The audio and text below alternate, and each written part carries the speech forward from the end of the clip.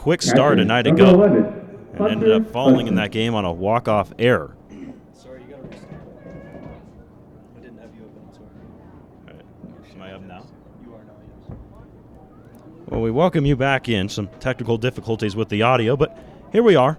Ricketts Park in Farmington, New Mexico. Collegians and the Farmington Frackers here in Game 2 of a 3-game series. Ethan Jordan and Jack Carlo alongside you here from the broadcast booth. Chris Amador aboard at first for the Collegians. He was hit by a pitch. And now Hunter Hudson, the batter. 1 balls and no strikes to Hudson. Zach Reed is the pitcher for the Farmington Frackers. He gets the start here in their second game of the season. And his 1-0 pitch to Hudson is inside and perhaps a bit high on Hunter. 2 balls and no strikes. Again, as I mentioned earlier, kind of a repeat of last night with the Frackers not locating their pitches very well here to begin the game. Collegians got off to a hot start yesterday, but then ultimately fell in that game. This one fouled away by Hudson. They would lose it 8-7. The Farmington Frackers stormed back with a 4-run 7th inning, a 3-run 8th inning, and then hit that walk-off hit or error in the 9th. Obviously a tough loss, but I think these guys are coming out here just pissed off today, and they're looking for revenge. 2-1 count on Hunter Hudson. Reed ready with the pitch. Runner takes off. This one hit high in the air to right, but settling under it and making the grab is Stevenson. Throw back to first is in time, but dropped by the first baseman, and so Amador survives. He was held up as he was going to take off and try and steal the base, and that can be really tough when you get a ball hit in the air like that trying to steal a base, and oftentimes you see the double up, but the first baseman couldn't hang on. So Amador still at first. Number 25, Turner Davis. And now with Hudson retired, Turner Davis stands in.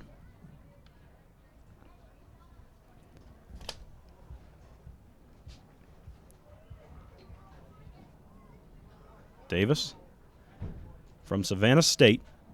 Right-handed batter against the right-handed throwing Zach Reed. First pitch is a breaking ball that stays high. 1-0 on Turner Davis.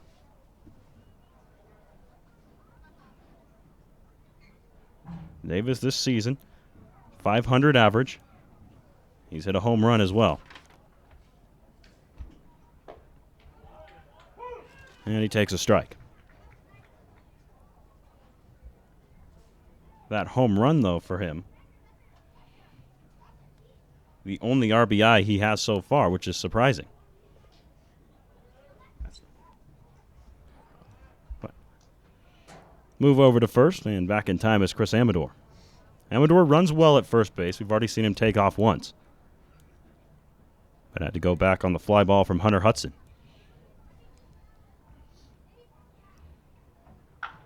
This one lined foul down the left field line by Davis. 1 balls and 2 strikes to the first baseman. Zach Reed out of Chandler Gilbert Community College down in Arizona. For Chandler Gilbert this season, only 5 appearances. And in those 5 appearances, an ERA of 5.22.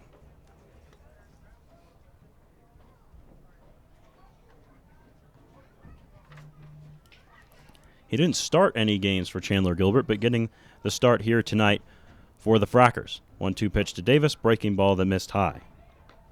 We've seen a number of breaking balls broken off by Reed so far.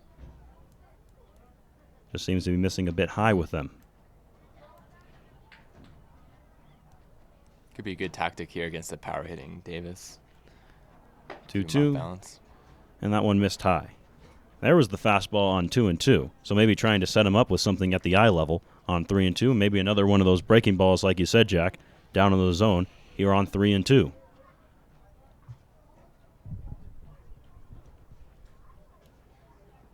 Payoff pitch. It was a breaking ball, but it missed again, and Turner Davis draws the walk.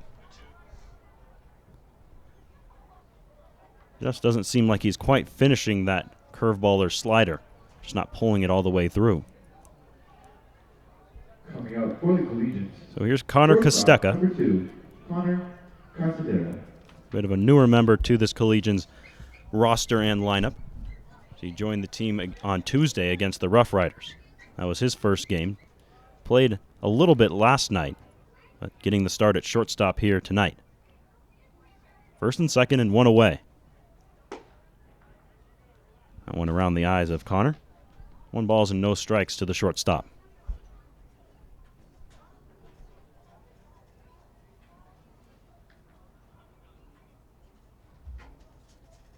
So imagine a pretty new player to the team, only 5 at-bats so far for him. And he fouls this one away.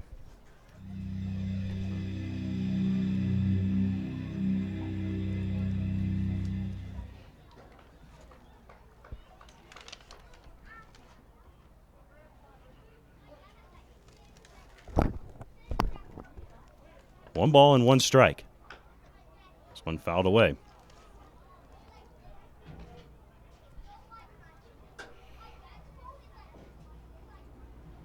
Frackers looking to get a double play ball here to end the inning. Collegians looking to get their first run on the board here. Another fast start would definitely be good for these guys, especially after a rough loss last night. Certainly. Left-handed batter against the right-handed pitcher. 1-2 on the way. This one towards first. First baseman's up with their turn to second. This one goes into left field. Amador going to try for home. He will be in safe at home plate. And the ball gets away from the catcher, and both runners are going to move up 90 feet. So on what would have been a double play ball, it's now 1 run in for the Collegians and 2 runners in scoring position. And Reed got what he was looking for. Just not a clean play there from the Frackers.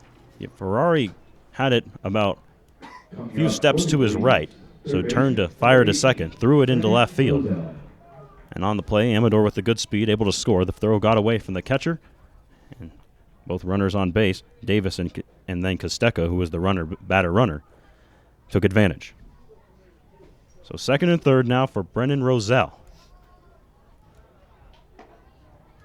Roselle, another new addition to this Collegians lineup, as you see him take ball 1. Out of Long Beach State, he got the start at shortstop a night ago, but here tonight, playing third base. 1-0 missed high to Brennan. 2 balls and no strikes.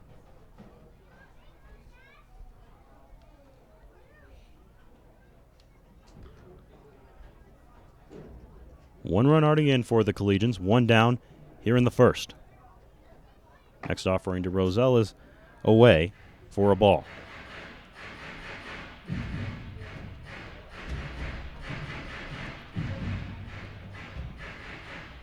Roselle, a night ago, recorded 3 hits in his 4 plate appearances. His first at-bat as a Collegian was a hit. Now looking to stay hot here in his second game for Boulder. There's a strike, 2-1.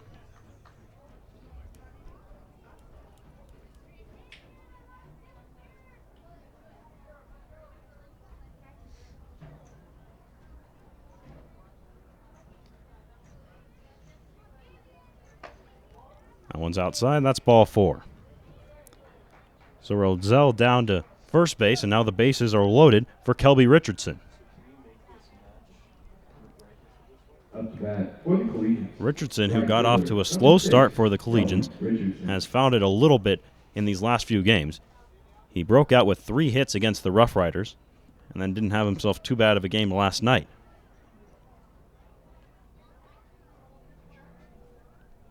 He was able to reach base a couple of times. Did not record a hit, but was on base. Batting .150. Those 3 hits against the Rough Riders, his only hits on the year. He takes one outside. But he has gotten on base at a decent clip, .292 considering his batting average.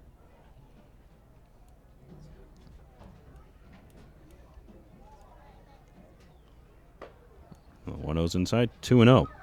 Big at bat here for Richardson. Obviously trying to get something in the air, score a run. Maybe if he's lucky, he can get something in the gap, score a pair. 2-0 count, though, definitely should help. Let's try to find something up. He was taking all the way there as he watches that one high for ball 3, and why not? Reed's had a hard time finding the strike zone, and with the bases loaded, a walk's a run. Reed in danger of doing that right here. He'll definitely be taking here.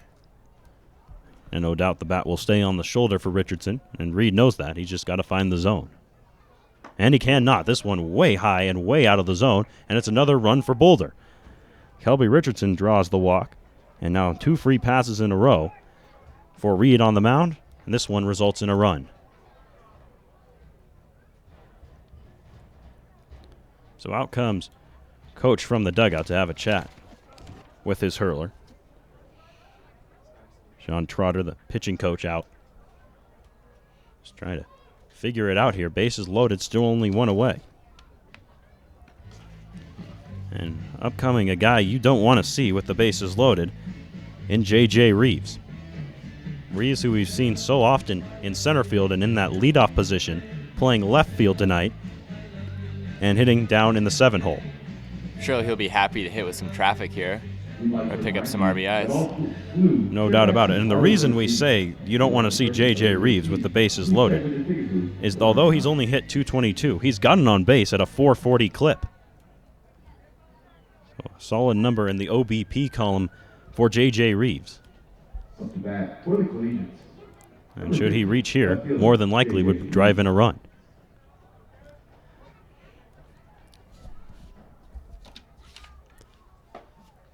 That one missed high. Ball 1 to J.J.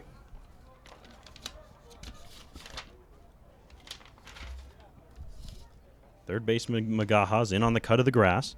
He's going to go home with it. This one's high. 2-0.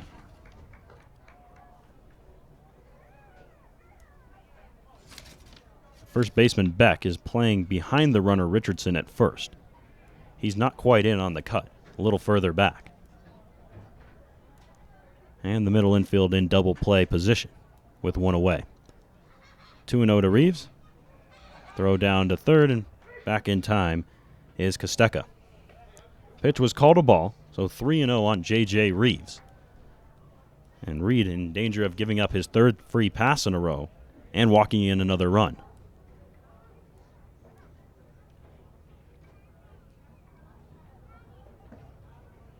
And there it is, ball 4.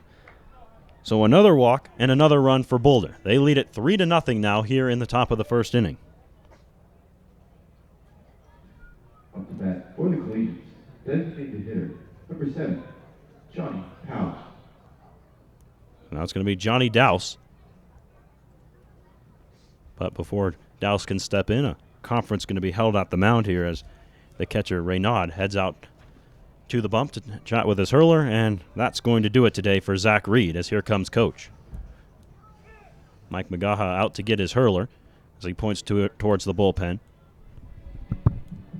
So we saw this last night, Jack, a pitcher for the Frackers not able to even make it out of the 1st inning, and the same going to happen here tonight. Early on this season, looks like the Frackers are still trying to figure out what their starting rotation will look like. Gonna plug in a few guys that don't traditionally start, and not paying off for them today. Enjoy the Junior Frackers Club. Parents' approval and signature needed. You can visit the Fracker merchandise area. So let's take a look at who the new pitcher is. It's a right-hander out of the pen. Fracker baseball. This is baseball. Bases are loaded for the Collegians. Richardson at second, Reeves at first, and Brennan Roselle at third base. And Johnny Dowse at the plate.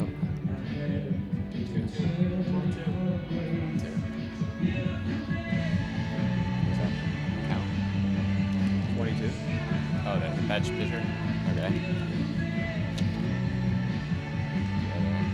Looks like the new pitcher is number 22, Mike Sally. Looks like he comes from a submarine kind of angle. Could be a difficult at bat here for the club. Looks like who's up? Johnny Dowse. Johnny Dowse. Be a tough angle.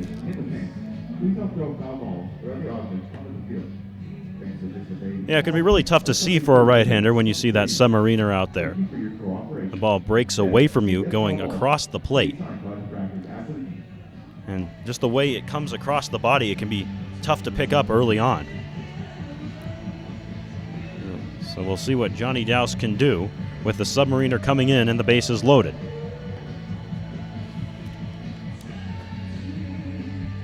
Johnny, limited plate appearances this year, 11 plate appearances, and in those plate appearances, a .333 hitter and a .455 on base. How about we add on to that a 1.232 OPS, that's on base plus slugging, That's an excellent mark for Johnny Dowse, though it is a small sample. Reeves at first, Richardson at second, Roselle at third. First delivery from Sally is in for a strike.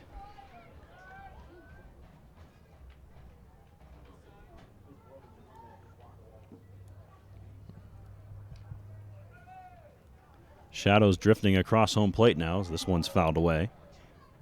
And that's just going to make it even more difficult on Dowse with the pitcher in the sun, him standing in the shadow. That can throw off the read of the pitch a little bit as well. 0-2 on Johnny Dowse. Bases full of Collegians, one away in the first. 3 runs already home. Dowse thought about offering, and the first base umpire says he held up.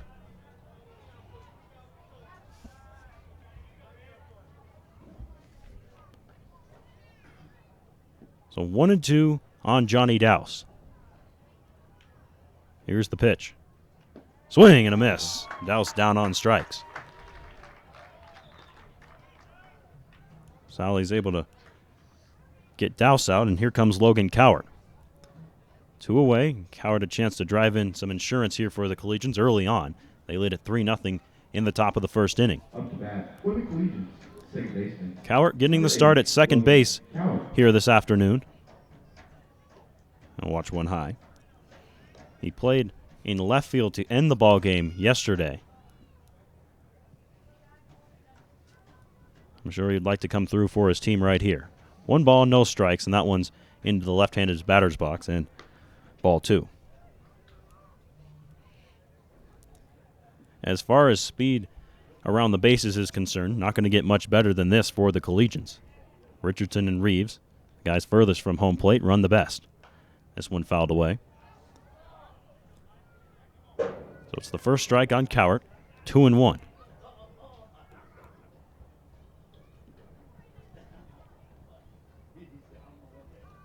Sally from Lacey, Wyoming. Here's the pitch. Swing and a miss, and it's 2-2. Not a lot of velocity coming from Sally, but still the Collegians are having a tough time picking him up. Yeah, it's that arm angle coming across the body. It's hard to pick up the pitch until it's too late, especially when it has movement like that. But when it starts that far outside, not much of a read needing to be made by Cowart as he takes ball 3. Runners will be on the move here. Full count, 2 outs, bases loaded. Should Cowart find a gap, got to believe Reeves will score easily from first. Runners do take off, and this one is fouled away. So Cowart stays alive here, still 3-2. Reeves will have to go all the way back to first base. He was rounding second base by the time that was fouled off. And why not? Any ball in the gap he wants to score on. Payoff pitch. Strike 3 called. Dropping it in there was Sally. Cowart was held up, and he has gone on strikes, and the inning is over.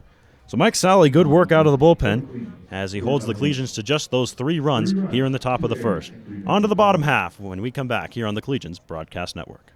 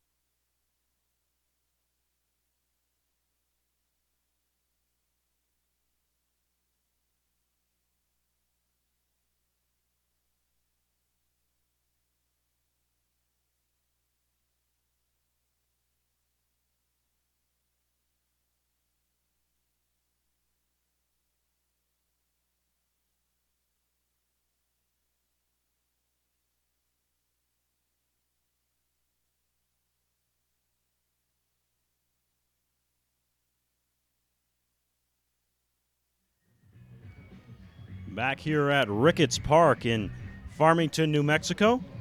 Collegians and the Farmington Frackers here on a Friday night. Ethan Jordan and Jack Carlo alongside you here as we begin the bottom of the first inning.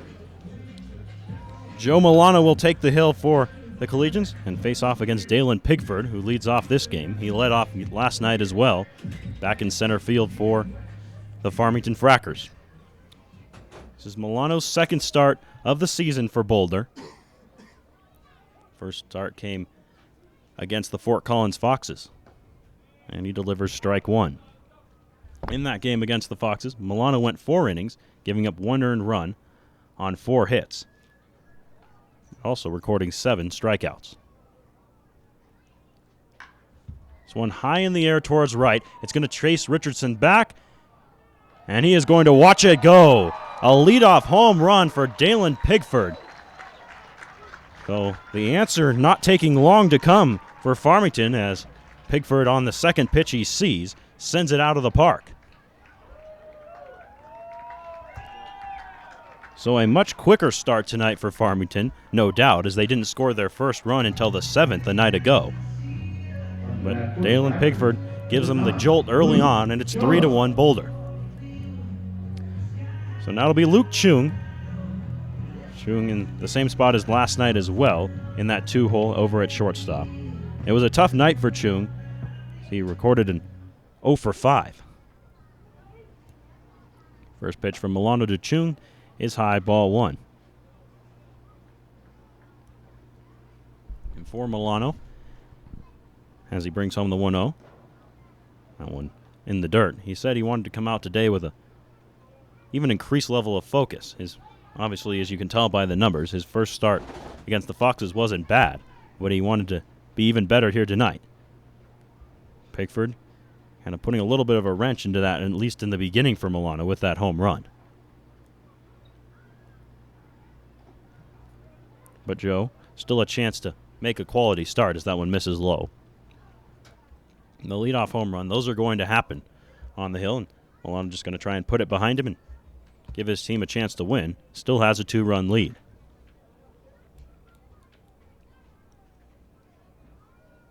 Reno on Luke Chung. Milano ready. Here's the pitch. There's a strike right on the outside part of the plate. 3 balls and 1 strike. 3-1 from Joe. Chopped high in the air towards first. Turner Davis there for it. Will take it to the bag himself for out number 1. So Milano comes back from down 3-0 and records the out. Good comeback after the home run. And now it'll be Tanner Barker with 1 away and the bases cleared.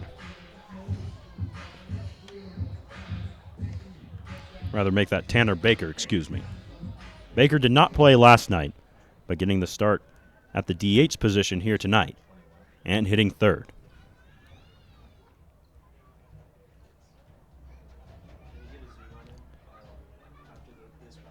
First offering from Milano to Baker. Hit towards center, coming in on it is Amador. He dives and he makes the catch, but then it comes out of the glove. And are they going to say it was after he made the catch on the transfer? No, they're going to say he did not make the catch, never secured it. It was in the glove, but then he rolled over and it came out. They said he never secured it, and it's a single for Tanner Baker. Baker aboard. Now Cedric Reynaud, the catcher, in. Reynaud came in to pinch hit last night and played about half the game or so for Farmington, getting the start here tonight.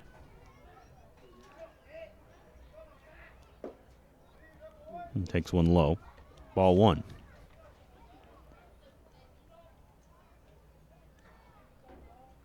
Reynaud last night came into the DH position, so it's his first time playing the field behind the plate here today. Move over to first from Milano. Back with a dive is Baker.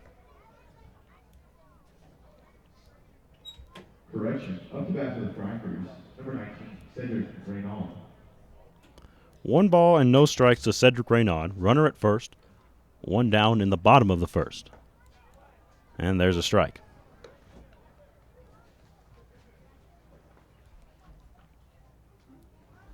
Milano on the hill going to feature a 4-seam fastball, a circle change, and a 12-6 curveball. He also tells us he has a 2-seam fastball and a cut changeup, but he doesn't know if he'll be throwing those pitches here tonight. This one misses low. He sits about upper 80s with that fastball, can touch as high as 90. But he tells us he sits usually about 86 or 87. 2-1 on Cedric Reynaud.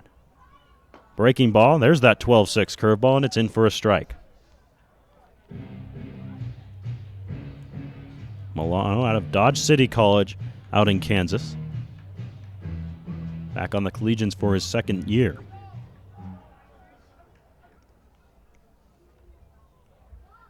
2-2, runner takes off. This one lined into right field for a base hit. Rounding second and heading for third is Baker. The throw is cut off. Throw back to first is high over Davis's head. Fortunately, it bounced off of something. Davis trying to recover for it, but the runner is going to come in to score regardless. The throw was high over there at shortstop from Kosteka.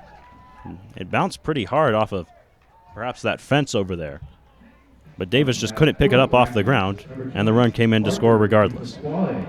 So it's 3-2 now. Perfectly executed hit and run there. Puts pressure on the Collegians defense. They get a little miscue there, and they get their second run on the board.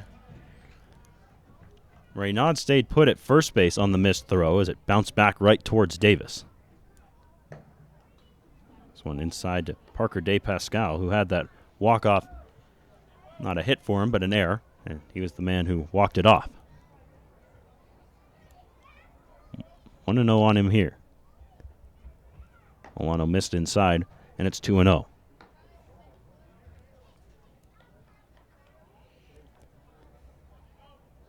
Collegians look like this defensively. Hunter Hudson is back behind the plate here tonight after DHing yesterday. This one is outside. 3 balls and no strike. Oh, a late strike call there, and it's 2-1. Fire molded over for a second and then decided it was in there. 2 balls and 1 strike. Davis is at first. Logan Cowart plays second base. 2-1 offering. There's another strike. 2-2. Good location that time for Milano. Third base is Brennan Roselle. Connor Kosteka at short. Around the outfield, it's J.J. Reeves, Chris Amador, and Kelby Richardson. 2-2. Swing and a miss. Milano strikes out Parker DePascal. There was that changeup, the circle change. DePascal out on his front foot, swung on and missed. Up back for the Frackers. So here's Ethan Barker. Ethan Barker. Barker started in center yesterday. Now getting the start in left field tonight. 2 away and a runner at first. 2 runs home in the inning for Farmington. They trail 3-2. Milano out of the stretch. Comes set, brings it home, and it's high.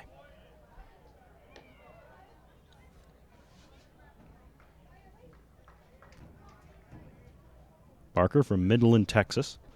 Just finished up his freshman year at the University of New Mexico. 1-0. Hit hard but foul and out of play down the right field line. Collegians tonight wearing their powder blue uniforms with the gray pants, red sleeves and red socks or stirrups, depending on which you choose to wear, and white cleats for the most part. Navy blue caps. For the Frackers, it's that agua jersey. This one is low. 2-1 on Barker. With the black caps with the big Farmington F on it and the white pants.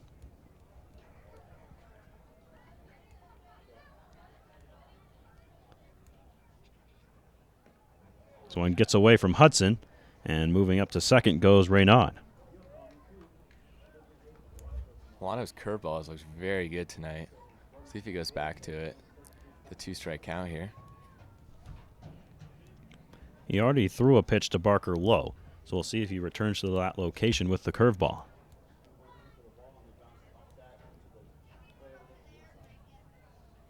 Runner at second, 2 away. Milano will give him a peek. Now here's the 2-2.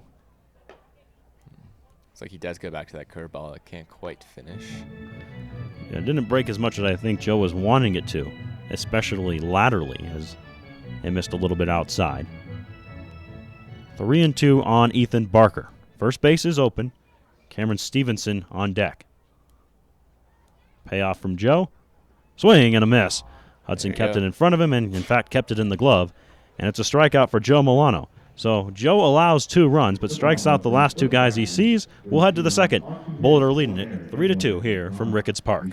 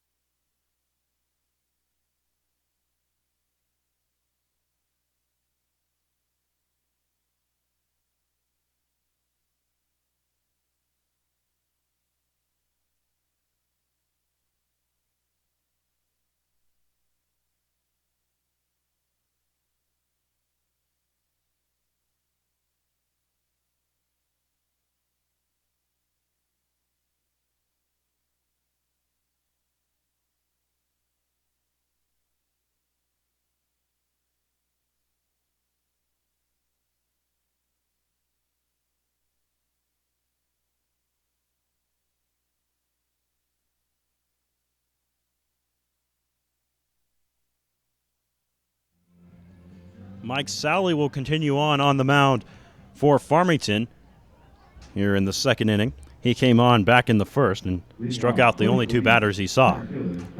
Collegians went through the order in the first inning, so Chris Amador will get another chance to lead off an inning.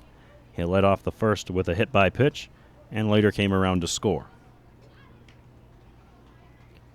First offering to Chris is inside, ball 1. Sally out of that submarine motion. On the third base side of the rubber is the righty.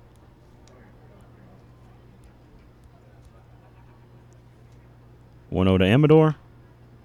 And this one's into right field, and that's his first hit of the season. Chris Amador has reached base twice. There's the single. And hit number 1 for Chris in a Collegians uniform. Exactly what you're looking for out of the leadoff spot there. Get some traffic here for the Collegians. And just dumped it into right field.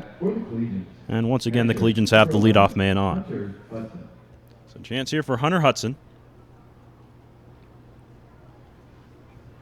Hudson's going to be swinging it from the left side, switch hitting catcher against the righty Sally.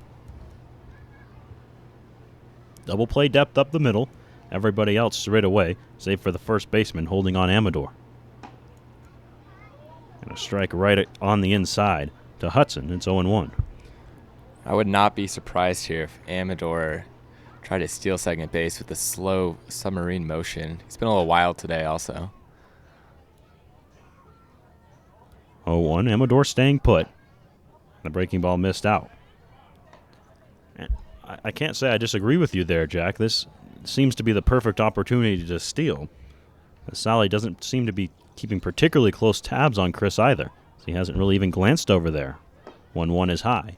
2-1, and now Amador has a really good count to run on. 2 balls and 1 strike. Chris thought about stealing a base back in the first, but had to go back after a foul ball. Second baseman also playing pretty close to the bag. Lots of room here for maybe a hit and run. He takes off, 2-1. Pitch is outside, and not even an attempt at a throw from Raynaud.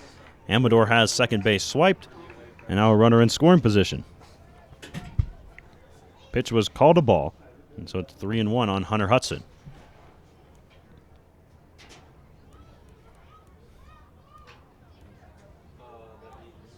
Hudson flew out in the first. Here's the 3-1. Fouled right back to the screen.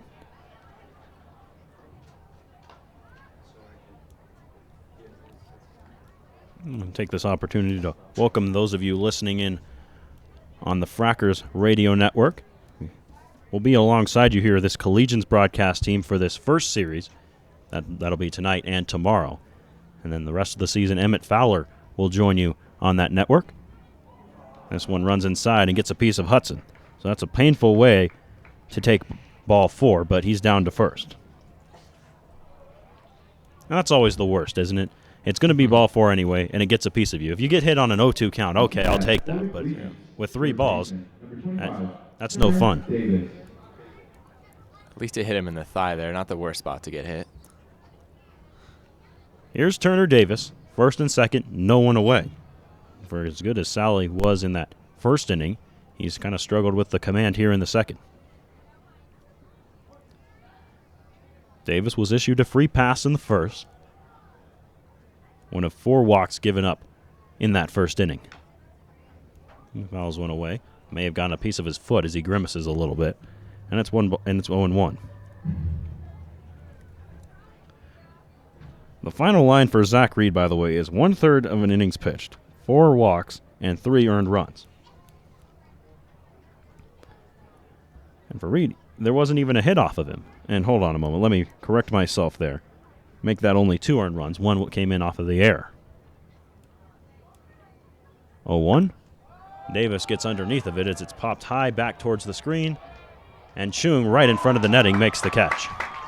Or rather, not Chung, but out of the catching spot is the catcher, Raynaud, who made the catch. And there's the first out. So chance for Connor Kostecka. Kostecka was the man who hit towards third base in the first, but the first baseman just threw it out into left field.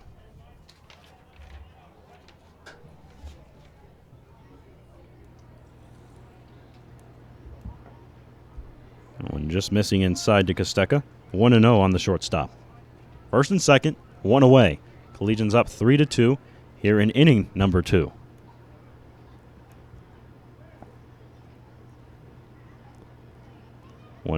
Swing and a miss by Kostecka. He was way out in front on a breaking ball. That was a do damage kind of swing, just barely off. Yeah, Kostecka wanted to put it over that vertical radio sign on the right field wall. But instead comes up empty, and it's 1-1. This one to short. Nice pickup over there at shortstop. Return throw to first is not in time. Good work by Chung over at short to get the 1 out. But quick down the line was Kostecka, and he beats it out. Coming up for the Collegians. On the play, Amador moves up to third. So runners on the corners, 2 away, and Brennan Roselle standing in from the right side.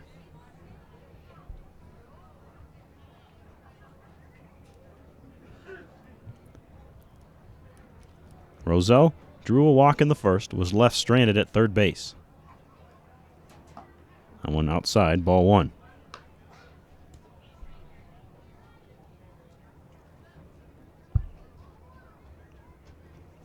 Collegians in a tight ball game now after the 2 runs given up in the bottom of the first inning. Would like to extend that lead a little bit right here. Runner takes off, 1-0. The throw down to second. Amador hangs on at third, and safe at second base is Connor Kostecka. It was awfully close. The throw from Raynaud was in time, but Kostecka, sliding towards the center field part of the bag, was able to get the hand in. Amador just stayed put at third base. Didn't want to try it. And so now 2 runners in scoring position and a 1-1 count on Roselle as the pitch was called a strike.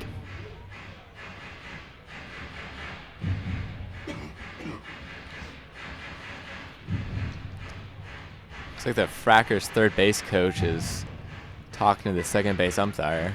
Not sure about what exactly. My guess is Coach Magaha's out from the dugout, probably having a chat about whether or not he was safe. It was an awfully close play there at second base, but the umpire said that Roselle probably got that hand in there. So as so usually happens when the coach comes out, the call stands, and it's 1 ball and 1 strike.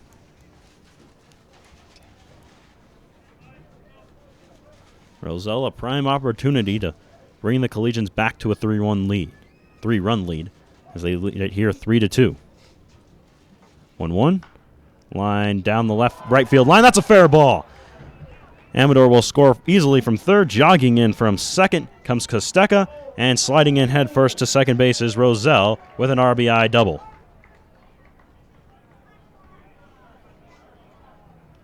Coming up, Boulder Collegians, right fielder, number 6. So Roselle drives in the pair. He just flung one down the right field line out of the reaching glove of Ferrari as he couldn't quite get to it. He did a full gainer trying to get there, but it was beyond him. Still a chance for more here with the runner at second and Richardson up at the plate. This one way outside to Richardson. Raynaud having to jump out of the crouch and make that catch.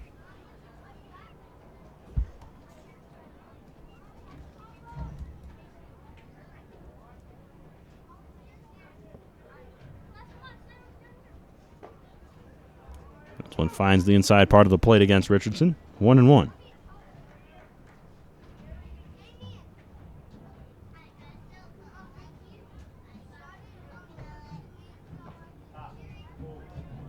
That one just missing. 2 balls and 1 strike.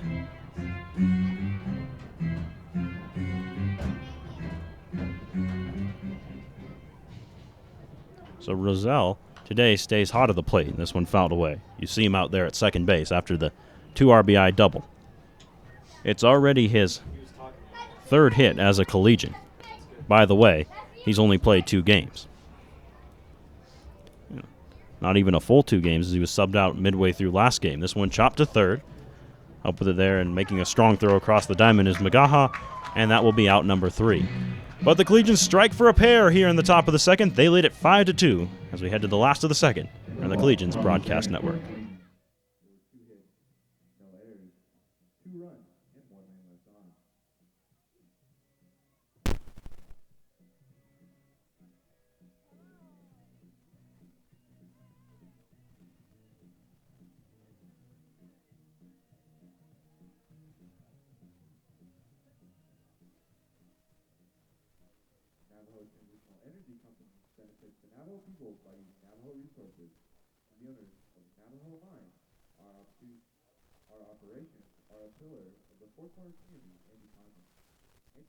Proudly support the Frackers with Brad.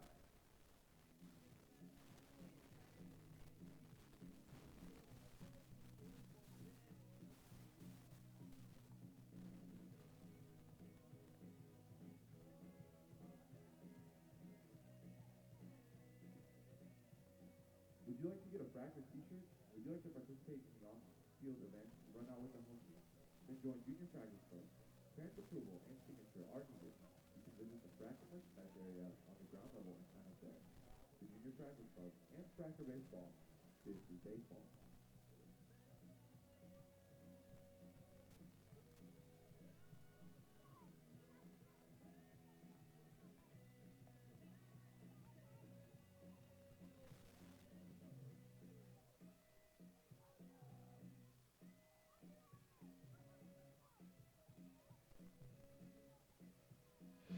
Joe Milano once again has himself a 3-run lead as his offense came through, namely Brennan Roselle, who hit a 2 RBI double back in the top of this inning.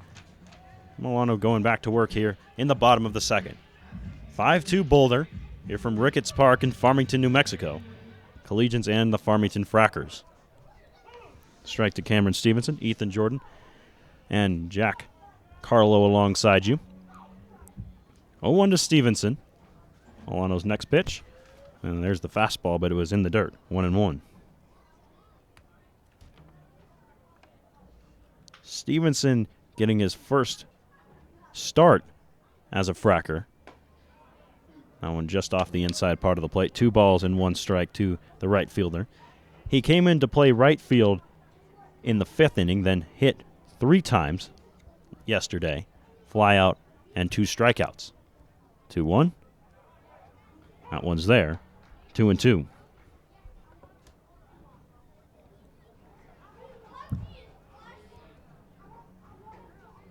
Stevenson, another guy out of the University of New Mexico. Milano into his motion. High leg kick, 2-2. Popped over second base. Going to be a tough play to make. It's short, and unable to make it is the shortstop, Kosteka. Wouldn't have gotten Stevenson anyway, but he goes wide of the bat. Davis couldn't corral it. But Hudson, with some good backup, keeps the runner at first. That was going to be an awfully tough play to make, because that one was popped high in the air, right at second base.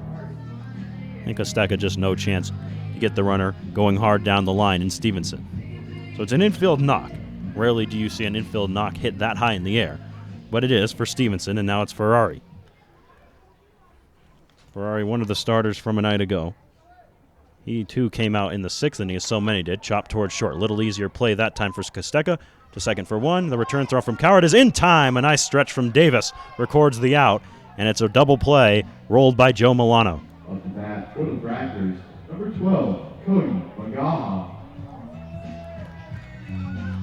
So the base is now empty after they twist it. And the 9-hole hitter, Cody Magaha.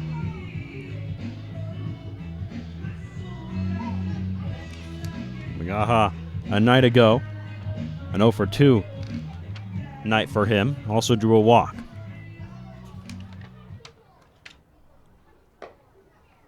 And the third baseman watches one outside for ball one.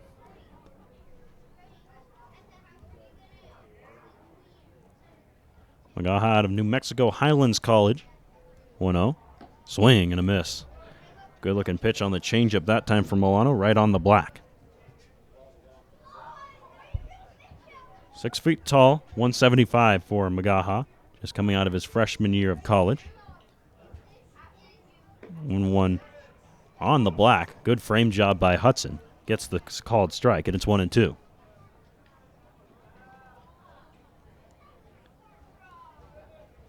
One, two, in the dirt. 2 balls and 2 strike. Milano looking to face the minimum here in this second inning, as he had that infield hit, but then rolled the double play. The Frackers are leading the Collegians in terms of hits. They have 4. The Collegians only with 3, but Boulder up 5-2 here in the second. 2-2 from Milano. Chop towards the first. Davis will grab it on the underhand with the glove and tags first himself for the out. So that'll do it for this inning as the Frackers go down in order. And after 2, Boulder leads it 5-2. We'll take a break. Navajo Traditional Energy Company benefits the Navajo people by using Navajo resources. The owners of Navajo Farm, our operations are a pillar of the sportsman community and economy. And TET proudly supports the Frackers. Give Frack. At this moment, ladies and gentlemen, please take your attention down onto the field where we have our on-the-field reporter, Maddie, with the Fracker Weave. Maddie, go ahead and take it away. All right, Frackers fans, are you ready to watch the Fracker Weave? All right, I'm here with, what's your name? Brighton. And what's your name? Colby. Okay. Collegian, you're cheering on Brighton. And Frackers, you're cheering on Colby. You guys are going to run to home plate and touch the wall while weaving through these Fracker players. Ready? Let's count them down, guys. 3, 2, 1, go! Colby's taking the lead. Brighton's down. Colby's running through. Colby's got this. Colby wins. Good job, guys.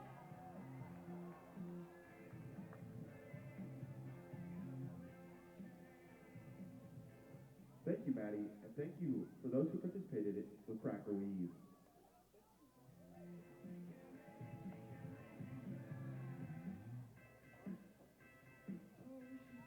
Five to Boulder here as we move on to the third. Collegians leading it at Ricketts Park over the Farmington Frackers here from Farmington, New Mexico. Game 2 of a 3-game series between these two clubs.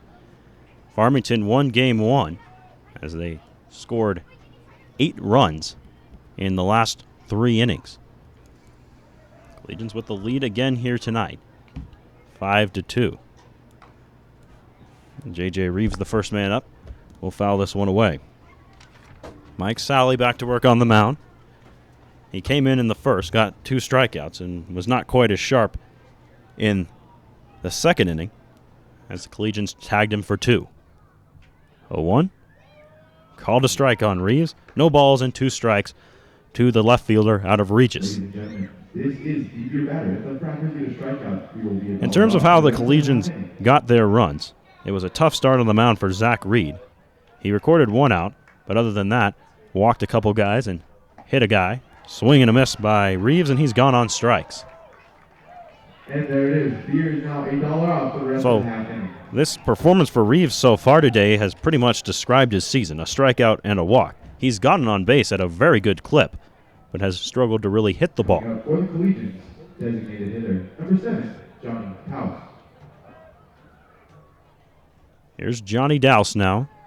Dowse, a strikeout against Sally in the first. He'll lay down a bunt. Pretty good one down the third base line. Throw from Renaud. Nearly pulls the first baseman off the bag, but able to tow it is Ferrari, and Dowse is retired. Not a bad idea from Dowse, as I'm sure no one was expecting a guy of his stature, who's listed as a catcher, to lay down a bunt. But he runs decently well. And it was an awfully good bunt, but just beat him by a step. So now it'll be Logan Cowart, the 9-hole hitter. He too struck out against Sally in the first. First offering is high, ball 1. For the Collegians, they scored 2 runs off of an error by Ferrari. He threw the ball into left field after fielding a ground ball, trying to turn a double play. And they later score another on a walk from Richardson. This one up the middle into center field. It's a base knock for Logan Cowart. That's how they got their 3 in the first. And then in the second, it was an RBI double from Brendan Roselle that drove in the 2. And that's how they have their 5 runs. Man aboard here, 2 away in the third. And back to the top of the order, and Chris Amador. Amador was one of those guys who scored in the second inning after recording his first hit as a Collegian to lead it off. Also stole a base, so he's been aboard twice. And this one misses outside. Cowart, perhaps a touch above average in terms of base running over there at first. Say another good running opportunity here for Cowart. If he gets thrown out, the Collegians are just back at the top of the order. Also a base hit will score him. We'll see what he elects to do here, 1-0. Move over to first, Cowart back in. They're keeping a close eye on him. All right, as Sally probably has the same idea as you do.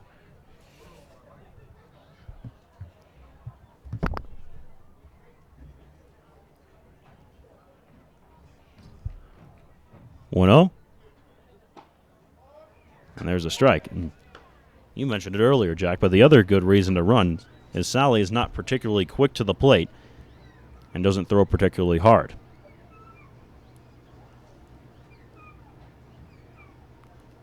The 1-1. Towards Sally on the mound. Jumps a little bit for it, grabs it on the left side of the mound and throws him out.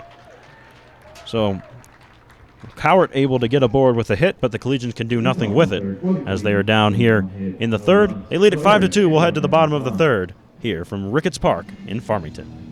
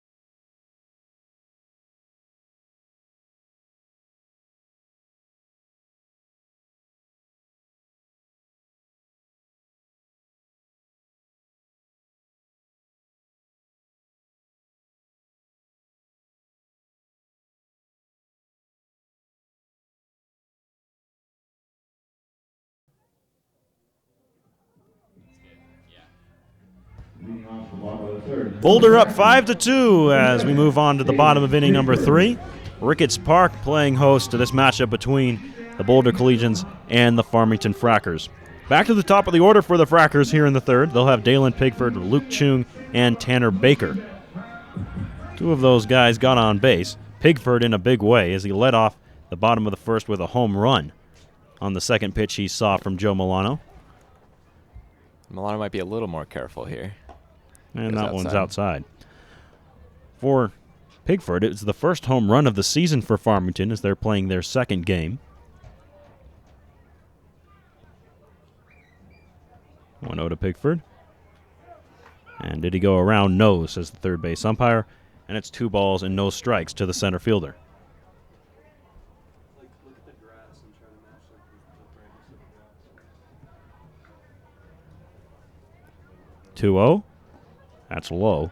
3 balls and no strikes. I wonder if Milano has that home run in his head that Pigford hit. Being Don't just want to nibble too much here, though. kind of being careful with him here. I want to serve something up on 3-0. And the fastball is just a bit high, 3-1. It wasn't right down Broadway, just a little bit elevated. So 3 balls and 1 strike to Pigford out of Midland College. Allen just finished up his freshman year for the Chaparrals. 3-1. That missed low. Hudson tried to frame it, but the home plate umpire was not buying it. So down to first goes Pigford. He's been aboard twice. Home run and a walk. And now a chance for Luke Chung. Chung looking for that first hit of the season, as he was 0 for 5 last night and then grounded out earlier in this one.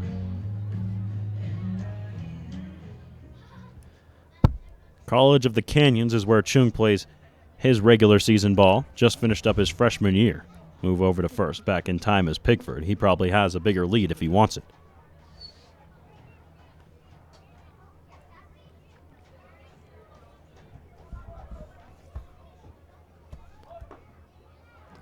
And there's a strike from Milano. Looked like the breaking ball that time that found the outside part of the plate for a strike. Frackers continue to play some small ball there. It looks like they had a fake button run on. Not a bad idea with a speedy leadoff man on. Can pull the third baseman in and open up a hole. Pigford dives back in on a throw from Milano that was a little bit high. Davis had to leap for it.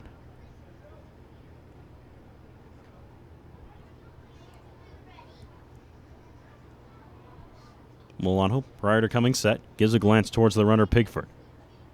0-1. Towards second, Cowart to his left, slides on a knee, grabs the ball, throws to first, and a nice play by Logan Cowart over at second base to record the out. So it works the same as a sac bunt for Chung, as there is no chance to get Pigford, and he's up to second. So that'll be Tanner Baker. Baker getting his first playing time here with Farmington today, and he wasted no time getting started as he had a base hit in his first at-bat. He would later come around to score on the base hit from Cedric Reynaud.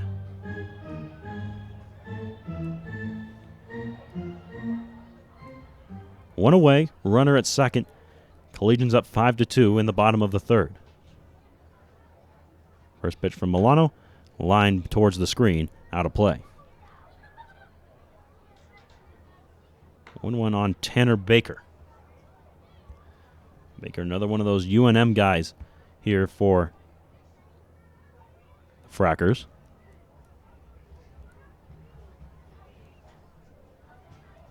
If you're wondering about the name Frackers, why do they use that as their mascot? 0-1. Runner takes off and thinks about it for a moment and goes right back to second. Maybe just trying to draw a throw from Hudson. 1 ball and 1 strike on Tanner Baker. That's because here in northern New Mexico, we're in northwest New Mexico, just about an hour or so away from the meeting of the Four Corners. This region, heavy fracking usage, as you might imagine, and that's where they draw the name. Milano, couple looks back, 1-1 pitch, and it's fouled away. 1-2 on Tanner Baker.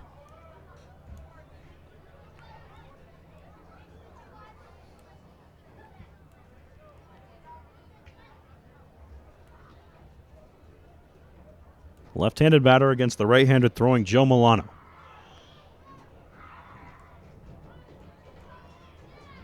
Milano comes set, ready for the 1-2. Checks the runner, and will spin back and looking back to second base. No pick play on as both middle infielders just staying put, but Milano just wanted to watch him back.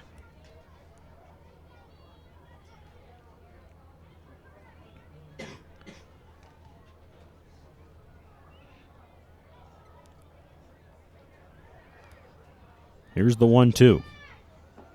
And dove in on Baker for ball 2.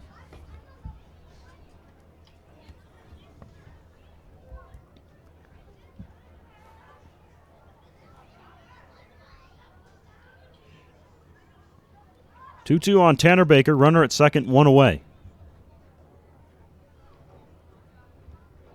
The Dodge City product Joe Milano trying to hold the lead at 3 for the Collegians.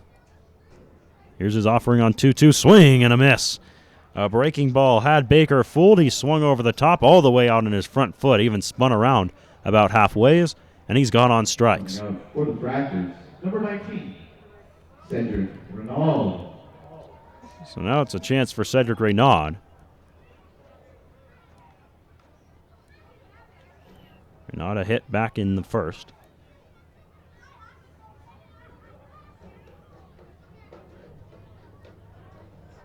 Stands in from the right side against the right-handed throwing Joe Milano.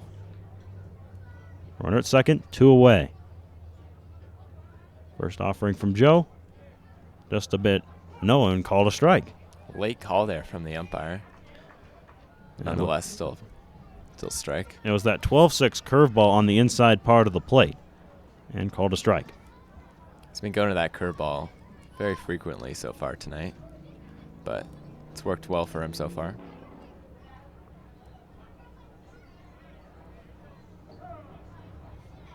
Renaud will ask for time. That hit he had back in the first drove in a run. One of 2 runs for the Frackers thus far.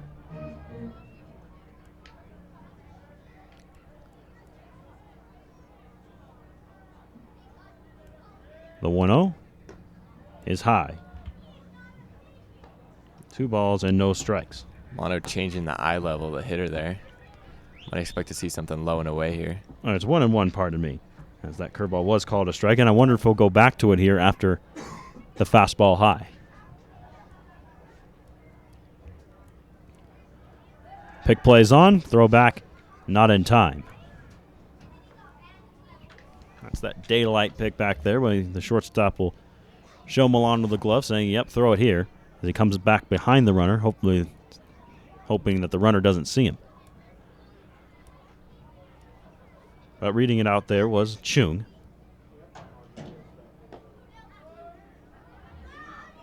That one's low.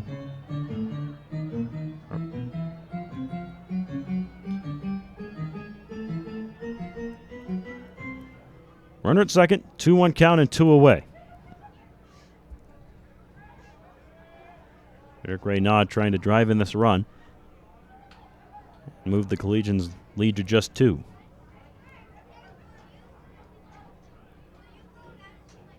Two-one pitch, fouled away. Count even now at 2 on Cedric Renaud. As mentioned, game 2 of 3 in the series between the Frackers and the Collegians. Part of an extended road trip for the Collegians. They spent 2 weeks out on the road. They'll be back in Boulder this coming Saturday. Well, I should say a week from Saturday.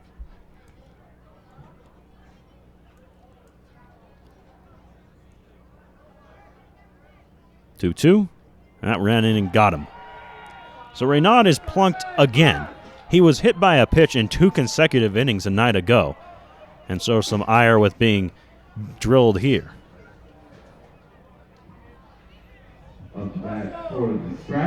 As with both of the occasions of Renaud being hit last night, obviously no intention here from Milano on a 2-strike count.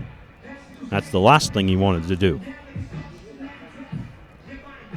Those at-bats in which Renaud was hit were key for Farmington as they occurred in that big 7th and big 8th inning for the Frackers.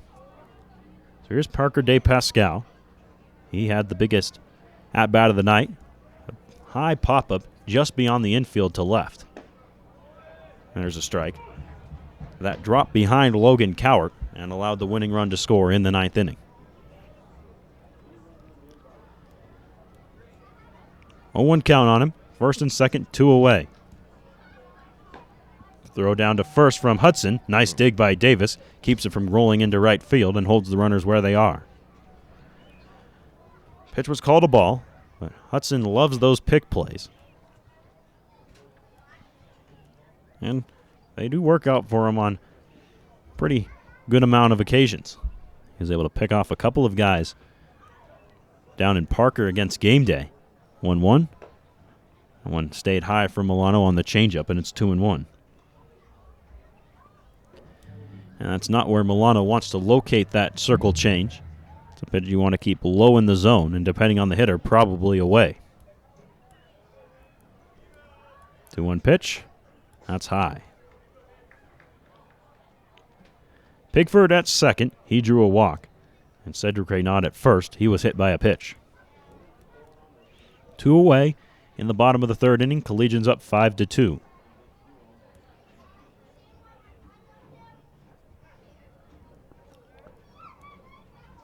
The 3-1 from Milano.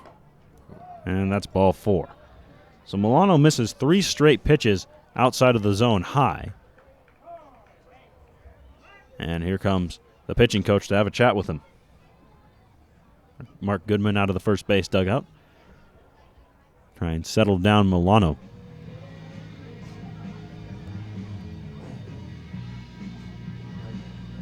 Goody, a big proponent of throwing strikes.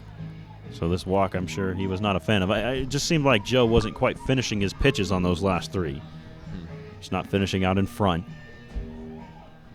Visiting spectators and Fracker fans, in the unlikely event of an emergency, you'll be asked to vacate the stand. Got a chance to catch up with Goodman, who was talking to Jake Olafson earlier today about his start yesterday. Olafson was terrific. He went 6 scoreless innings for the Collegians, but he just didn't quite have the velocity that he was used to having yesterday. And here comes Hudson back to behind the dish as Goodman wanders back into the dugout. But Olafson was saying, I had a good start, but I didn't have the velocity that I wanted. And Goodman said, well, it was your back leg. I just got done watching your tape. You weren't staying over the rubber vertical enough before you started going into your motion forward.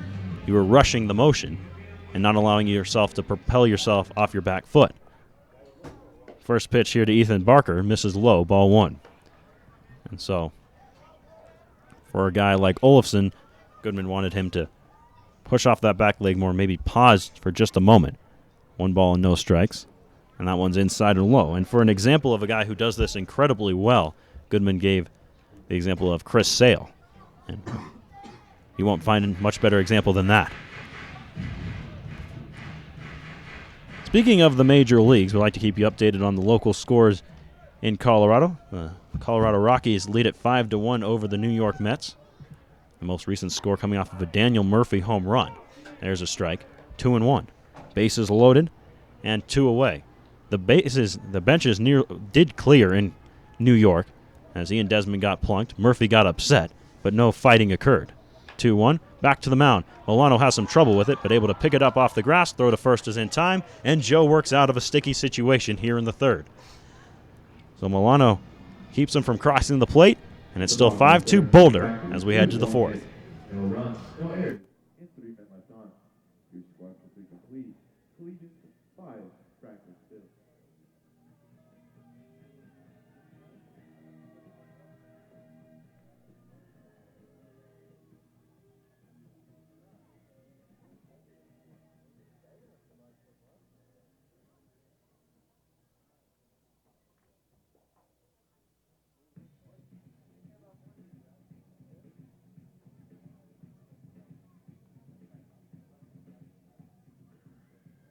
For the safety of the players and the fans, please don't throw foul balls or other objects onto the field. Fans who disobey these policies are subject to removal of the stadium. Thank you for your cooperation. Instead, take that foul ball to get signed by the Frackers after the game.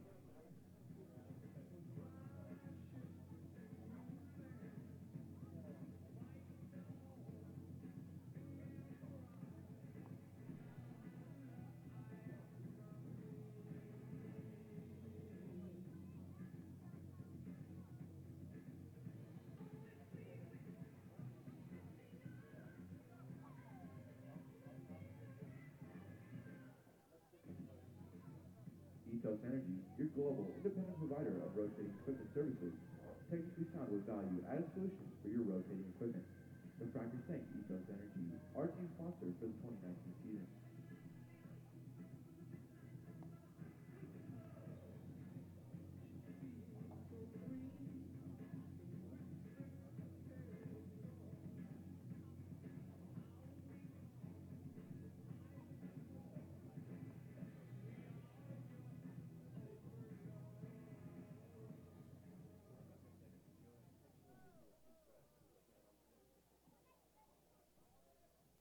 Five-two Boulder here as we begin the fourth inning of play at Ricketts Park, home of the Connie Mack World Series down here in Farmington, New Mexico.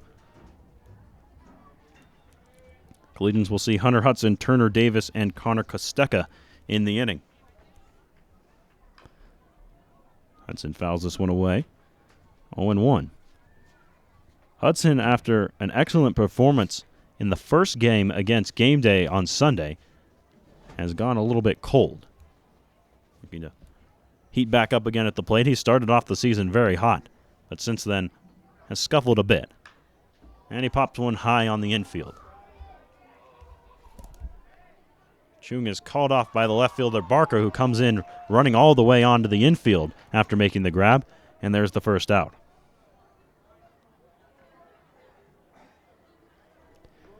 So with Hudson retired, here comes Turner Davis. First baseman, number 25, Turner Davis. Davis 0 for 1 today. Also drew a walk and scored back in the first.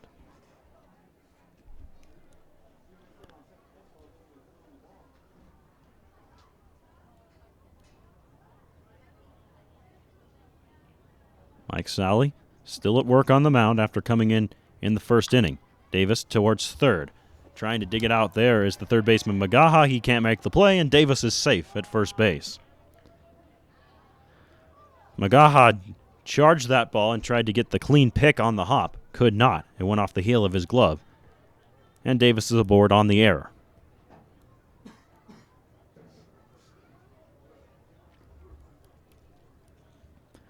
So with Turner at first, here's Connor Kostecka. Coming up to bat, for the Collegians, shortstop, number 2, Connor Kostecka. Kostecka's still looking for his first hit as a Collegian. He's only played in 2 games. This being only his 8th at-bat. He watches one there for ball 1.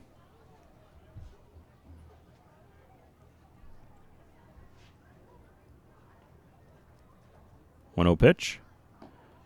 Davis a healthy secondary lead over there at first, but he's not going anywhere, and it's 2 balls and no strikes.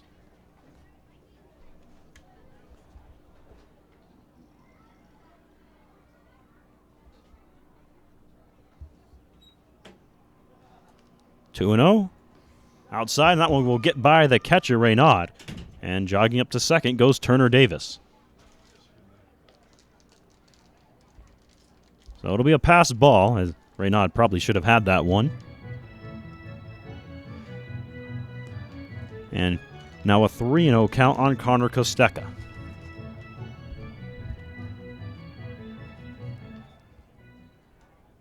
Beautiful night here in Farmington. 88 degrees currently. Pardon me, 88 earlier today at first pitch. It's 81 now as the temperature begins to drop. The lights are on. The sun is setting. And you see the strike called to Kostecka, but still absolutely gorgeous at 81. And a slight hint of a breeze, but nothing more. And that one's outside, ball 4. So Kostecka down to first base. That's his 3rd time reaching today. The first time, though, that didn't count against his batting average, as the other 2 were an error and a fielder's choice. Number 18, third baseman. Guy who's been on base twice without the help of an error is Brennan Roselle, who walked in the first and drove in 2 with an RBI double in the second. Roselle has started off his Collegians' career hot, already 4 hits in just 2 games. Keep in mind, he didn't even play the whole game yesterday. Sally gives a look at the runner, Davis at second. And that one gets a piece of the elbow, it looked like, of Roselle. Or perhaps off the wrist. I'm not sure where he had that guard. He hardly even flinched. But he's down to first on the hit by pitch. It's now the 3rd hit by pitch for the Collegians tonight. Looks like we got the bases loaded now here. Richardson up to bat. And you said it, Jack. This is the third hit by pitch against the Collegians here.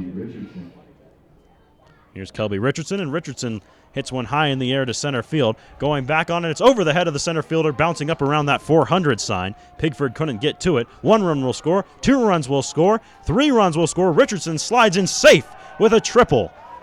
A bases-loaded triple for Kelby Richardson, drives in 3. And the Collegians now lead it 8-2. And that's the first time we've really seen Richardson go in the air like that. A long bomb out to center field, and it's a pretty deep center field, 400 feet to dead center. That's about where that ball bounced up. It hit on the warning track and then came off just below that 400 sign out there.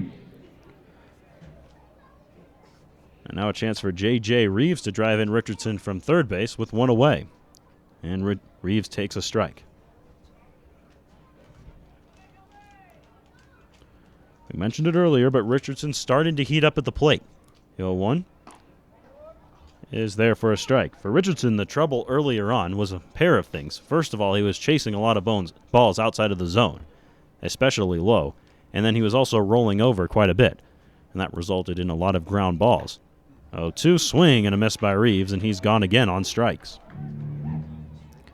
But going back to Richardson, recently he's been able to square up and drive the ball.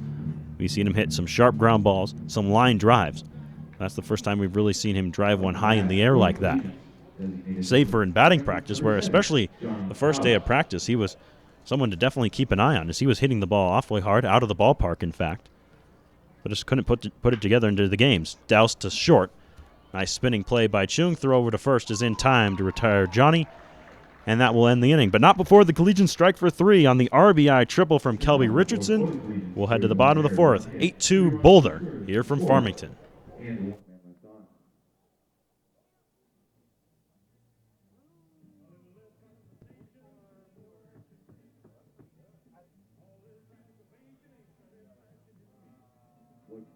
Grab new Fracker t-shirts.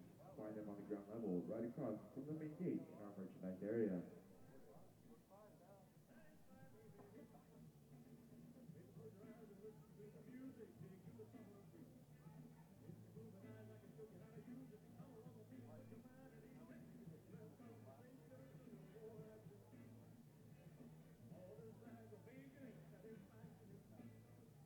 Ladies and gentlemen, at this time, turn your attention down onto the field, where Maddie has the 505 tricycle race. Maddie, go ahead and take it away.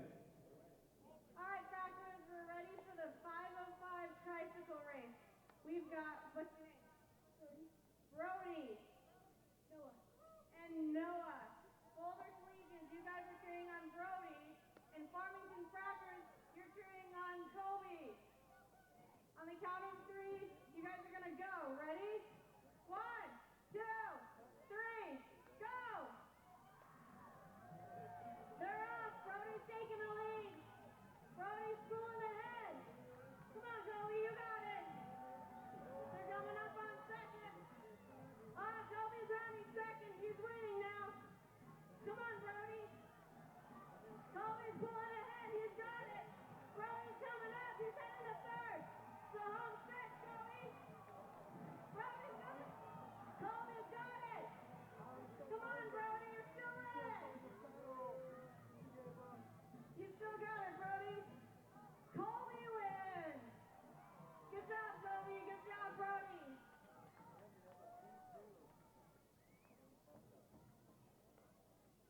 Thank you, Maddie, and thank you for participating in the 505 trike race.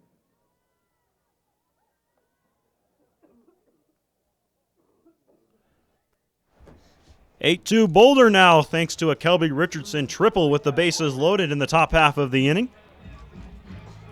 See Richardson out there in right field. And back to work goes Joe Milano.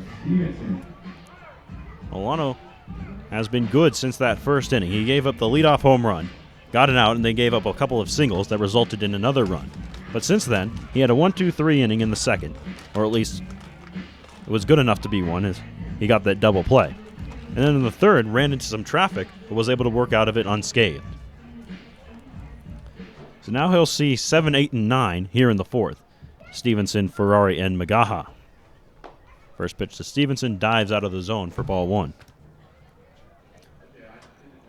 Stevenson recorded that infield hit back in the second. He just popped it over the pitcher's mound right around second base. No one could get to it, and it was a knock. So another high chopper, this time to third.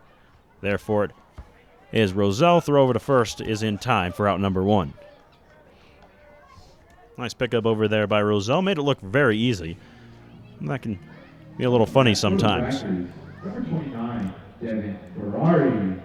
So now it's Ferrari. Ferrari grounded into that double play in the second.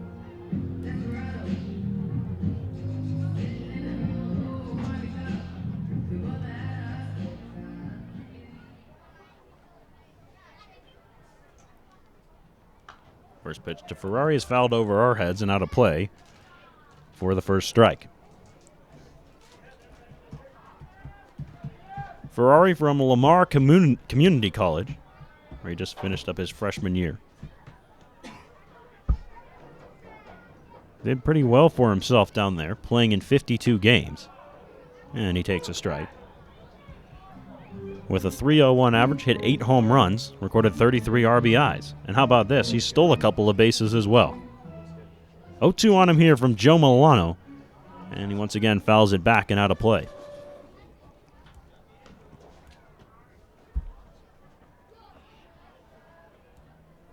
It's definitely a big inning for Milano facing the bottom of the order. We'll see if he can get his confidence back up after a rough inning.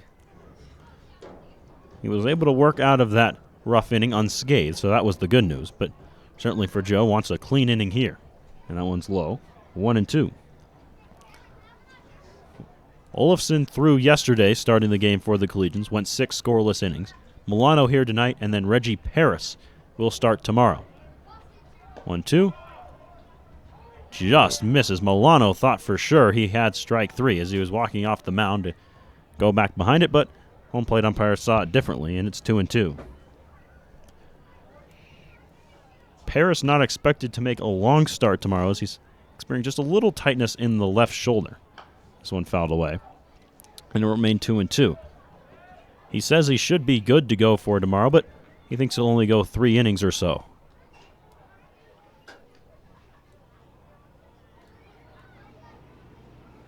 2-2 count on Devin Ferrari from Joe Milano here in the 4th. Collegians up 8-2. Milano out of the windup, and this one hit high in the air to left center field. This one driven well, and it is off the wall. It careens towards center. Amador trying to track it down in left center field. Trying for third now as Ferrari. The throw comes in, not in time, and Devin Ferrari has a 1-out triple. It's like he just left a fastball up there, and Ferrari definitely took advantage of it. Yeah, not the pitch that Milano wanted to throw on 3-2. As you said, that was a meatball right there for Ferrari, and he didn't miss it. Had this been the same size fence as we see at our home park, Scott Carpenter, or almost any of the other parks down in the RMBL, it would have been gone. But with the high wall here at Ricketts Park, it went off the wall for a triple. Took a funny bounce as well, as we kind of mentioned. It was in left field and careened towards left center, and Amador had to take a moment to go wrangle it. So it's a triple for Ferrari, and now Cody Magaha has a chance to drive him in. Left on right matchup, and he fouls one back towards us. And I'll tell you what, if we were in the booth to our left, we would have just gotten a souvenir. Think you would have caught that one, Ethan? I would like to say yes, but that one was hit pretty hard. I think I would have been ducking. You brought your glove down on this trip, didn't you, Jack? I did. Not with me tonight. I think I've already gone bare hand there. 0-1 is in the dirt. It's calling game at Arizona State this year. We actually got one in the booth. It doesn't happen very often. It went right over my partner's head. Yeah. It has to be at that perfect angle because of the screen, and booth obviously isn't very big. One just to our left. 1-1 on Magaha. Runner at third, 1 away. And the pitch is high, 2-1. Jack, did you see the video of that broadcaster? I think he was a minor league broadcaster, maybe an independent ball guy, who did play-by-play of him catching a foul ball as it came into his booth? I did not see that. Happened just a couple of weeks Wow. ago. It was all over all the social media channels. It's very impressive. Not easy, especially when you're paying attention. You have your laptop open. You're not always keeping an eye out. And there's the 2-2. And then to do the play-by-play of yourself catching it while you're catching it, very impressive. Yes. 1 away, 2-2 count on Cody Magaha. Chance to try and get a little bit closer here for the Frackers with a runner at third. Milano gives him a look. Here's the pitch. Breaking ball. And I guess Milano left it high. It was a pretty close pitch, but it's 3-2. Looks like he's found that feel for his curveball again this inning. Something that makes pitching so difficult is just keeping that feel. It's kind of come and gone here for Milano tonight. The 3-2. That's popped high in the air. It's going to get out of play down the right field line.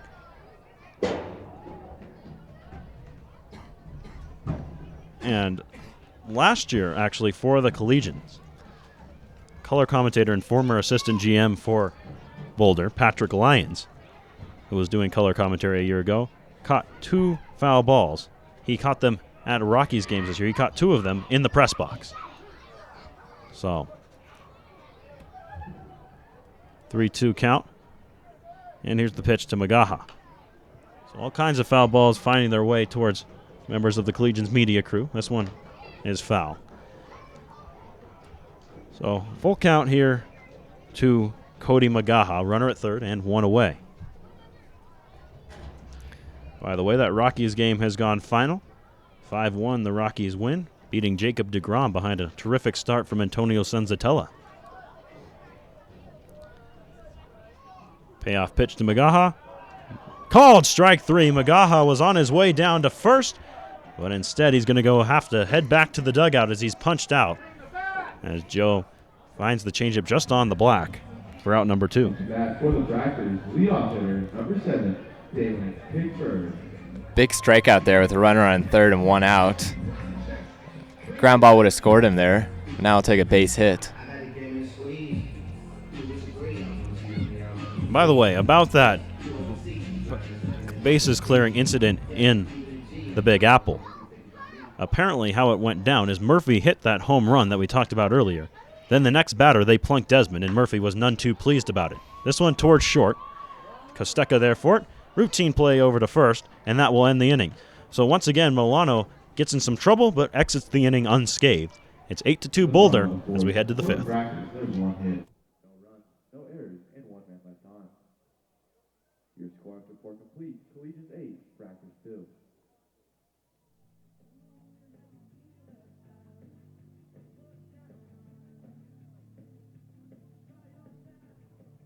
Navajo Transitional Energy Company benefits the Navajo people by using Navajo resources.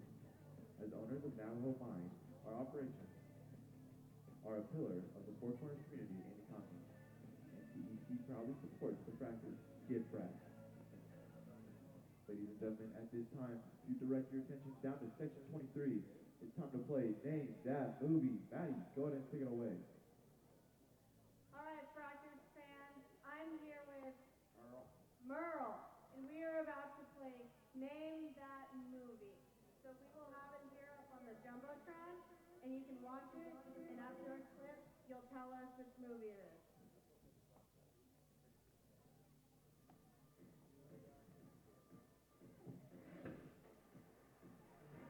All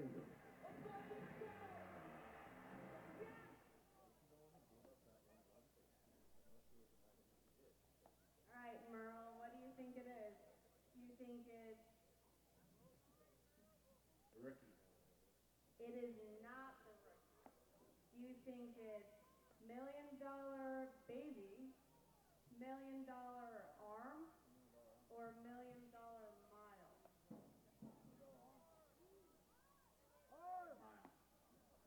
It is not $1 Million Mile. $1 Million Arm? Is that right, Frackers fans? That is correct, Merle. It's $1 Million Arm. Thank you, Merle. Everybody give a round of applause. Thank you, Earl, for playing Name That Movie.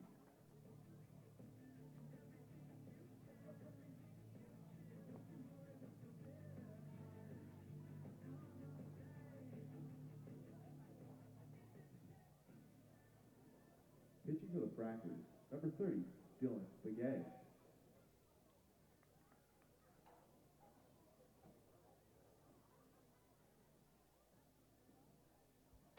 Leading off for the Collegians, second baseman. Tyler Ruschel is on to pitch here for Farmington.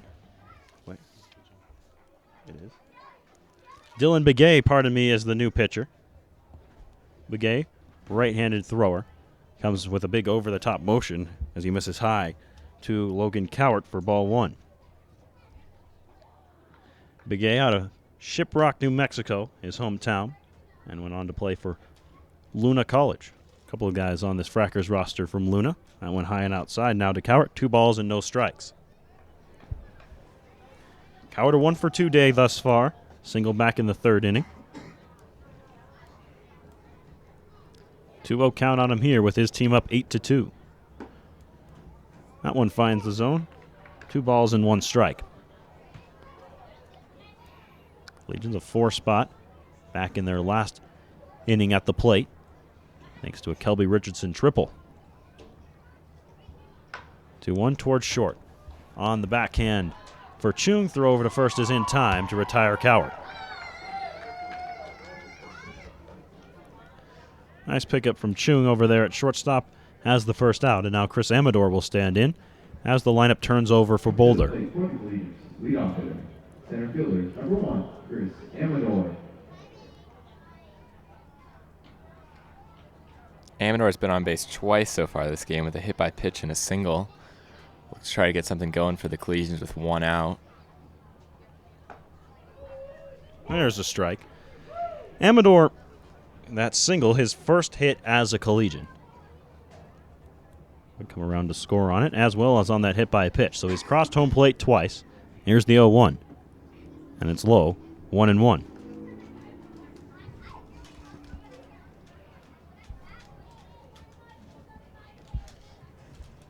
Amador, Arizona native.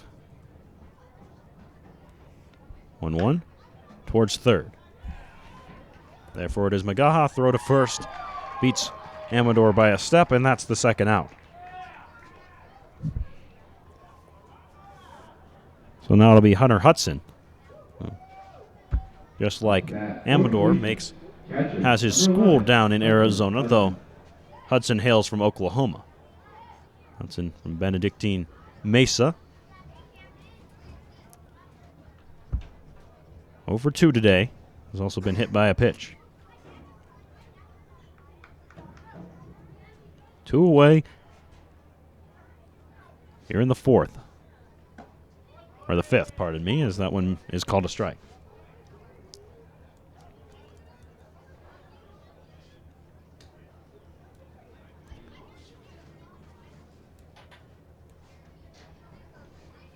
Oh, 1 from Begay. That one hit towards second. So all of the infield getting involved here. And making the play is the second baseman, De Pascal. And that will end the inning. So 3 ground balls to 3 different locations. Retire the Collegians here in the 5th. We'll move on to the bottom half. Still 8-2 Boulder.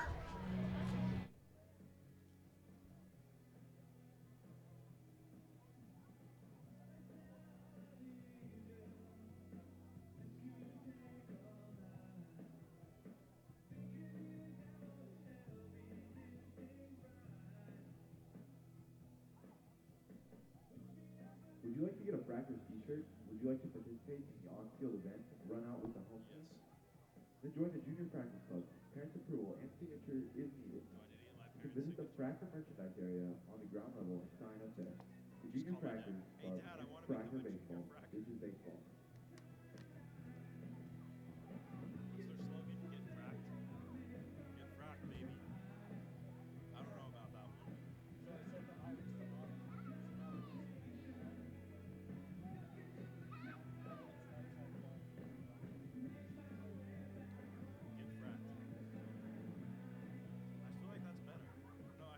Baseball, the FHS Live program is committed to student excellence.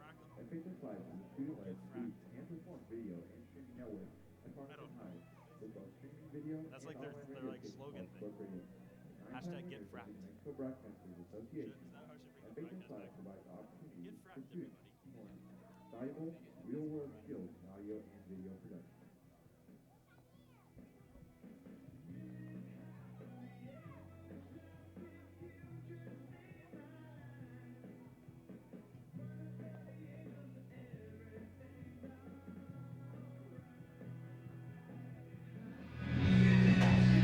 Joe Milano goes back to work on the hill into his 6th inning of work now for the Collegians.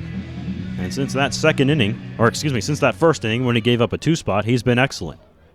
He's held the Frackers scoreless. For the Frackers, number 9, Luke Chung. Luke Chung will be the leadoff batter. Chung, another 0 for performance tonight. He's 0 for 2. A couple of ground balls to the right side. First offering to him is high and outside for ball 1.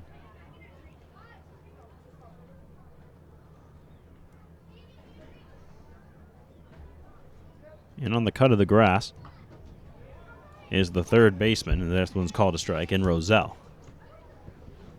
Roselle making sure Chung doesn't try and bunt for a hit here. But now with 1 strike, he'll move back. 1-1. Chopped foul wide of first. 1-2 on Luke Chung. Followed by Tanner Baker and Cedric Raynaud. 8-2 Collegians here in the bottom of the 5th inning. Teams are even at 5 apiece in the hit category. But 2 errors for Farmington, only 1 for the Collegians.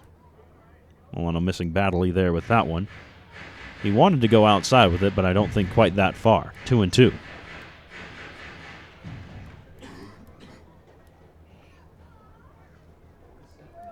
Count even at 2. Here's the pitch. Chung pokes this one down the left field line. That's a fair ball. So Chung's finally got his first hit of the season. He'll motor around first and head into second with a stand-up double. So that has to feel good for Luke Chung. As 8 at-bats into the season, he's finally able to get a hit. Sometimes it just seems like you just have to break the seal there in terms of that first hit, and then you can get yourself going. Just barely snuck in down the left field line there. A little luck might have been in play there. Tanner Baker has done the exact opposite of Chung. He got off to a really hot start in that he had a single in his first at-bat of the season in the first. He's 1 for 2. Milano got him on strikes in the 3rd. Good opportunity here with the runner at second and no one away. As the Frackers try and claw their way back into this one, Baker fouling that pitch away.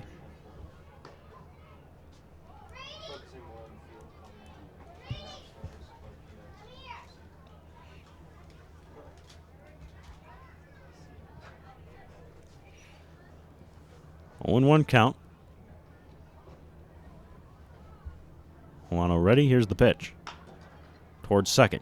Cowart, big hop, but able to field it around his shoulders and makes the throw over to Davis for the out. On the play, Chung up to third base, so now a sac fly would score him with 1 away. Good piece of hitting there from Barker, moving the runner over to third with no outs. Yeah, a situational piece of hitting there for Baker. Knew he wanted to go to the right side to at least move the runner over, and he does just that. So now it'll be up to Raynaud to drive in that run. He drove in 1 such run in the first and was hit by a pitch in the 3rd.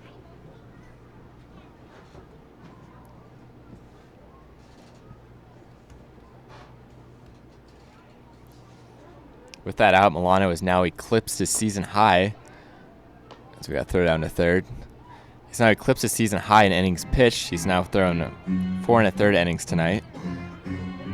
After his not horrible start against the Foxes last Saturday, but definitely throwing the ball better tonight. Yeah, that was kind of Milano's feeling about it. He said, I was able to give a good start out on the mound as the Collegians were in that game and only lost the game by 1 run. But he said, I can be better, and I'm going to be in my next start. And so far he has been.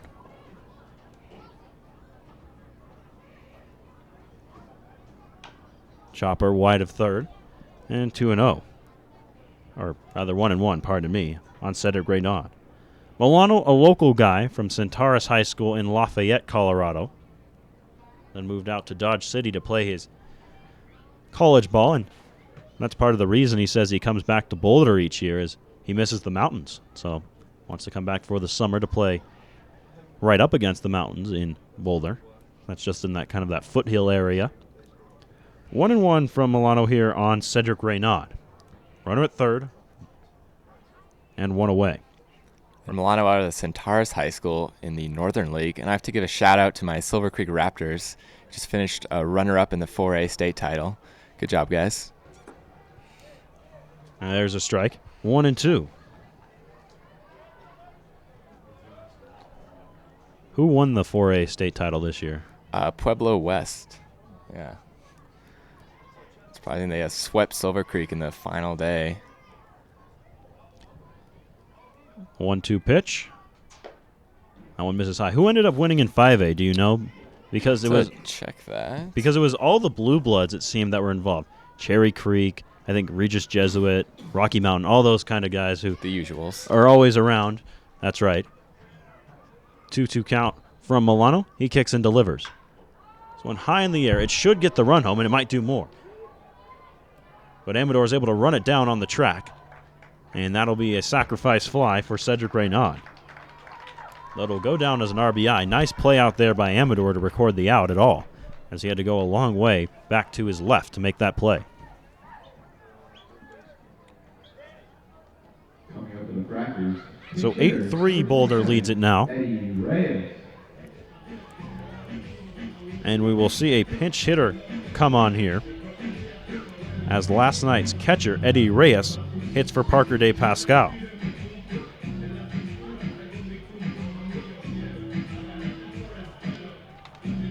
Reyes last night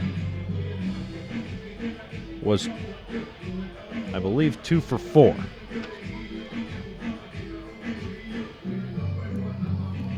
Had some key hits in both that 7th and 8th inning for the Frackers. And Reyes watches one high and outside for ball 1.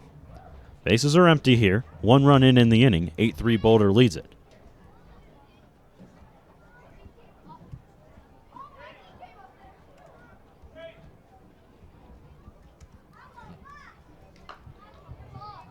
There's a strike. 1-1.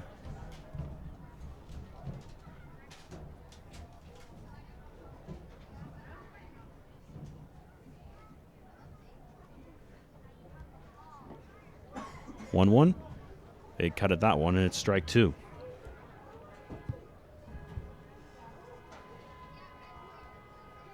So it was Regis Jesuit who finally knocked off Cherry Creek in that final to win.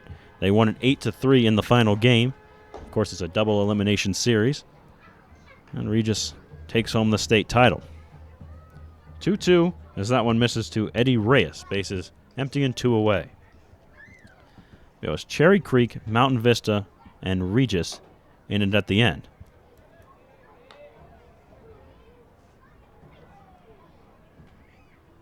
Rocky Mountain made a bit of a run, but ended up being knocked out by Cherry Creek.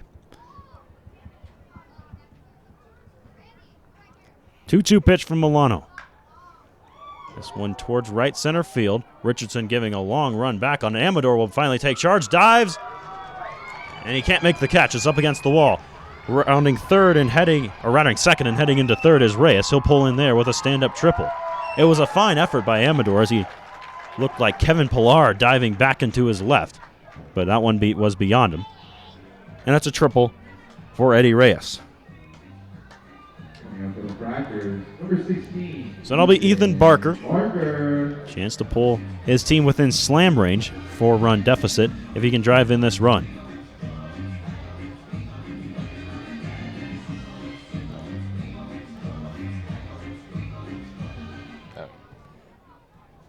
First pitch from Milano, missed high around the eyes of Barker. 1 ball and no strikes. It seems like in this inning, and just a little bit in that 4th as well, Milano's command has kind of plummeted a bit. He's missing a lot more with that fastball. Typically when a guy tires, the command is the first thing to go. So you got to imagine this will be the last inning for Joe.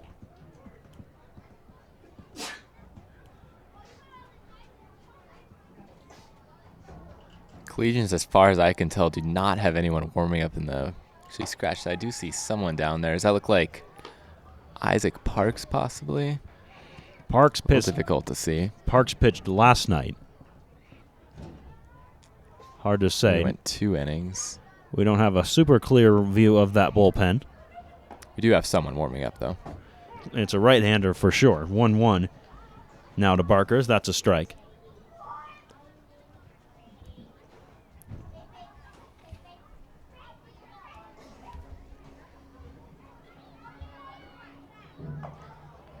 One, swing and a miss. So a 1-2 count on Ethan Barker here for the Farmington Frackers, whose motto this year is #GetFracked. So if you want to tweet out at the Farmington Frackers, that's the hashtag to use. 1-2 count. Here's the pitch. And this one fouled away.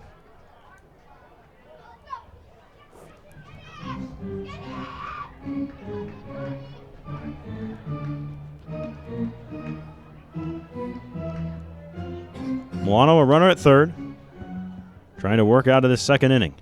Or, excuse me, with 2 outs here in the 5th inning. Here's the pitch. It's high.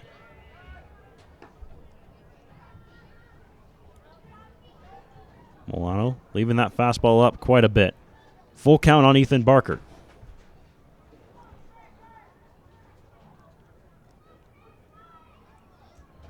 Milano's trying to strand another runner here in the 5th. 1-2 pitch. Breaking ball, fouled away.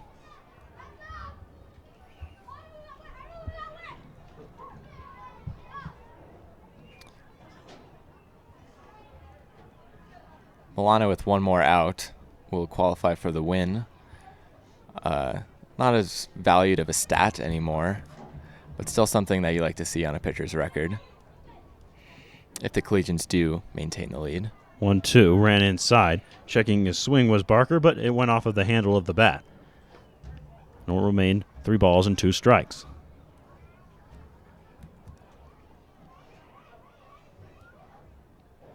Full count on Barker. Runner at third, 2 away.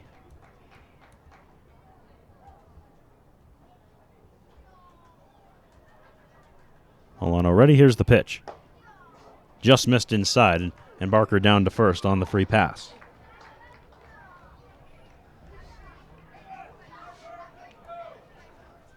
So now Cameron Stevenson will be tasked with driving in that run. So 1 for 2 day for Stevenson thus far. Infield knock and a ground out to third. He's got runners on the corners and 2 away here in the 5th inning. Farmington trying to get back into this one, down 8-3.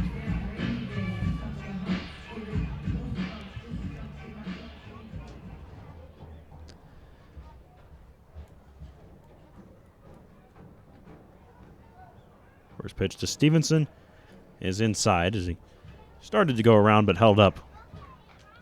And it's 1 ball and no strikes. Pinch hitter has stepped out onto the on-deck circle for the Frackers. It's Bryce Beck. Beck got the start yesterday at first base. Milano picks over that way. And safe there on the dive is Barker. Reyes at third after a triple. Barker walked and he's at first.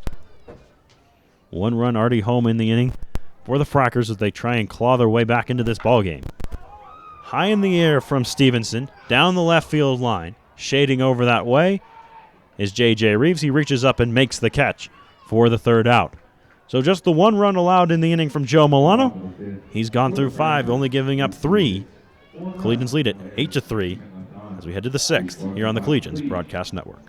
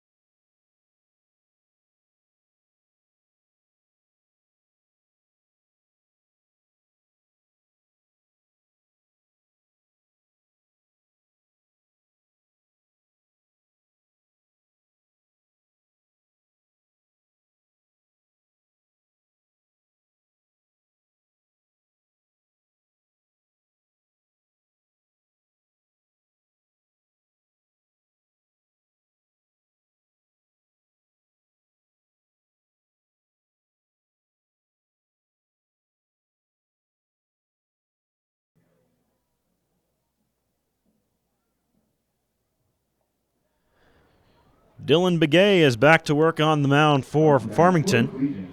We'll see Turner Davis, Connor Kostecka, and Brennan Roselle, 3, 4, and 5 for the Collegians here in this inning. So this will certainly be a test of Begay, though he passed it in the first, getting him 1, 2, 3.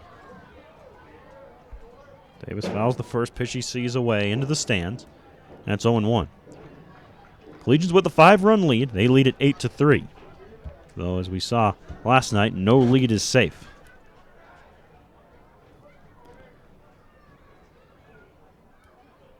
Oh, 1 to Davis. A breaking ball that didn't break nearly as much as Begay wanted it to, and it's 1-1.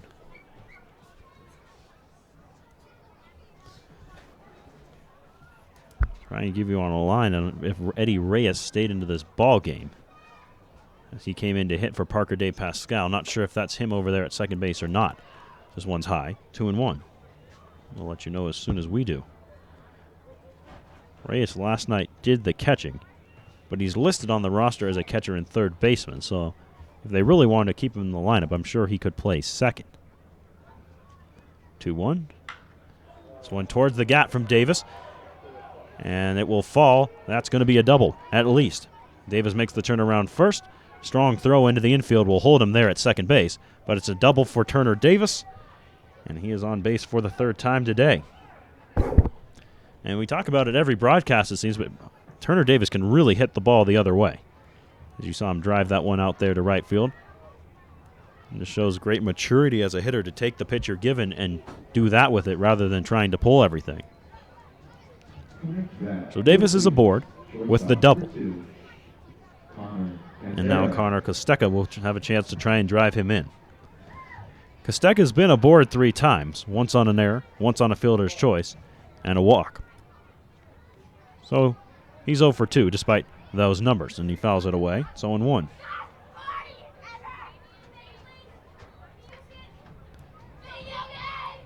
(8-3) Boulder. They struck for 3 in the first, 2 in the second, and 3 in the fourth. Frackers added their runs, 2 in the first and 1 just now in the 5th inning. Next pitch to Kostecka is high, 1-1.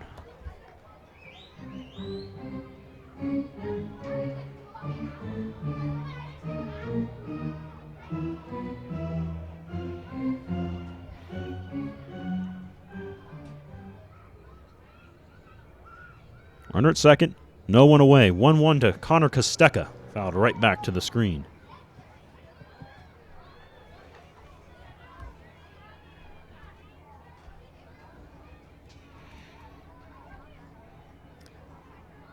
Kostecka trying to get something on the ground here to the right side. Give Roselle a good chance to get in the Collegians' 9th run. Collegians' offense kind of sputtered out yesterday after a strong start. I think adding on a few more insurance runs would definitely be helpful with a somewhat depleted Collegians bullpen. Yeah, a few guys throwing yesterday, and obviously they'll have an off day Sunday, travel day, but still wanting to save those arms. As we mentioned earlier, it doesn't sound like Reggie Paris is going to make a particularly lengthy start tomorrow. 2-2 here on Connor Kostecka, and he fouls it away right towards that Farmington dugout. Kostecka was All-Pac West second team at Boulder College in California. Started 45 of the 48 games there at shortstop. And he was hot at the end of the season, 15 for 22. But just hasn't quite been able to continue that hot streak here into the summer season with Boulder. And the 2-2 is tight. 3 balls and 2 strikes. The Pac West, a Division II program, or Division II conference. Not to be confused with the Pac-12. And this is the part where I say the Pac West could probably beat the Pac-12 at football, but I will refrain myself from making such a joke. 3-2 pitch. Swing and a miss. And gone on strikes is Connor Kostecka. Like a backdoor slider there. Not a bad pitch there. So it'll be Roselle now with Kostecka gone on strikes. And you said it, really good-looking pitch that time from Begay, as he rode it in on the hands of Kostecka.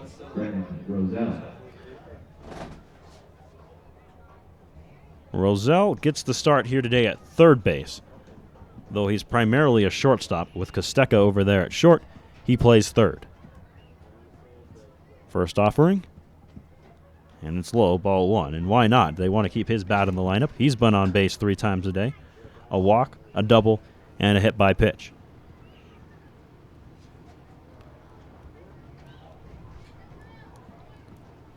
One-0 count here on the Long Beach State product of Lincoln, California.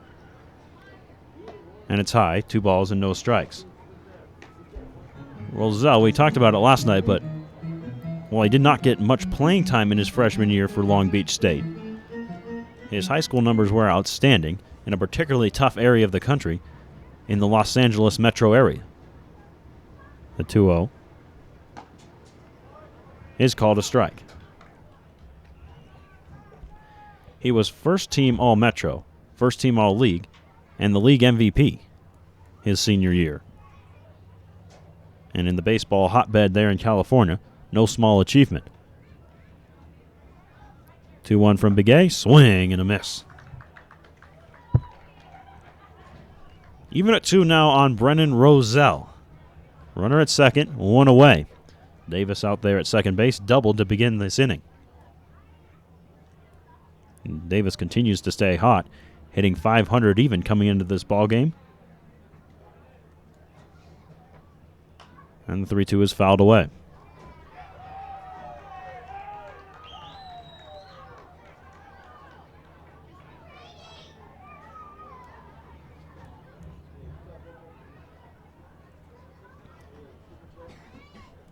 Roselle in, ready for the 2-2 pitch. Trying to give the Collegians a little bit of insurance. They're up by 5 in the 6th inning. Big A brings it home. Breaking ball. Roselle drops the shoulder dramatically, and it's popped out behind second base. Calling for it and making the catch is the right fielder, Stevenson, and there's the second out. So now another chance for Kelby Richardson, who's been on base twice today, most notably with a big 3 RBI triple back in the 4th.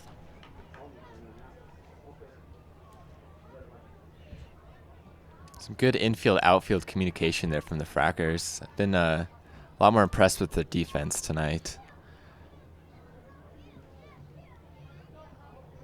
Richardson out of Benedictine, Arizona, the Mesa branch.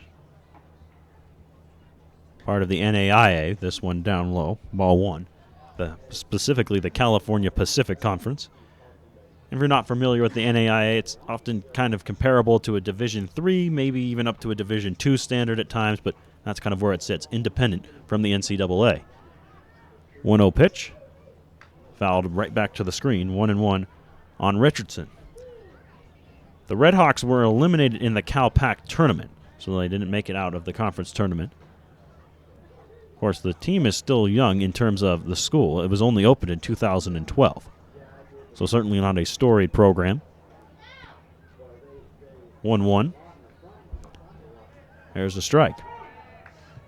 Though that's not to say a young program can't have successes athletically, as Benedictine's men's volleyball team won the NAIA tournament. They won the national championship essentially at their level this past year. And here's the 1-2. Richardson jumps back out of the way. 2 balls and 2 strikes. Good work behind the plate from the catcher Raynaud to keep it in front of him and hold Davis at second base.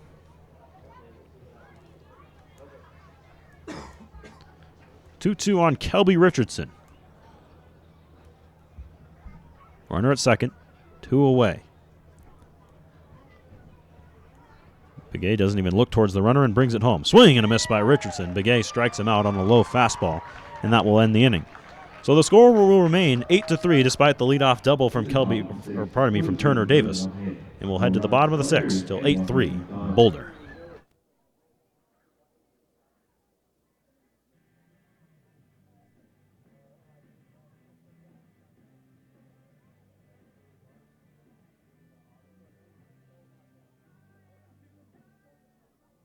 We'd like to remind you that the blue chair-back seats are for reserved seating. If you'd like to purchase a reserved seat, then please check with the ticket booth to learn how.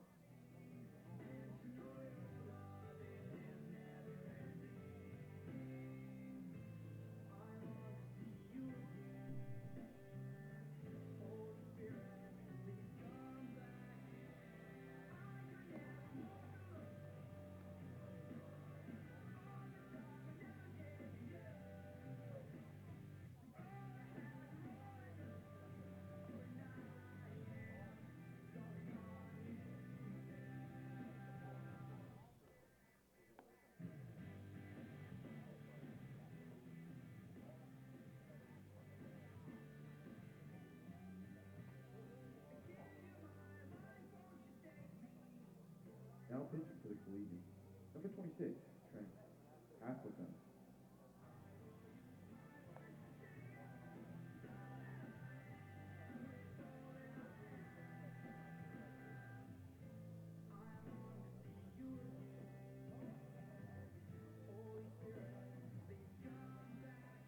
For the safety of the players and the fans, please don't throw foul balls or other objects onto the field. Fans who disobey these policies are subject to removal from the stadium. Thank you for your cooperation. Instead, take that foul ball to be assigned by the Frackers after the game.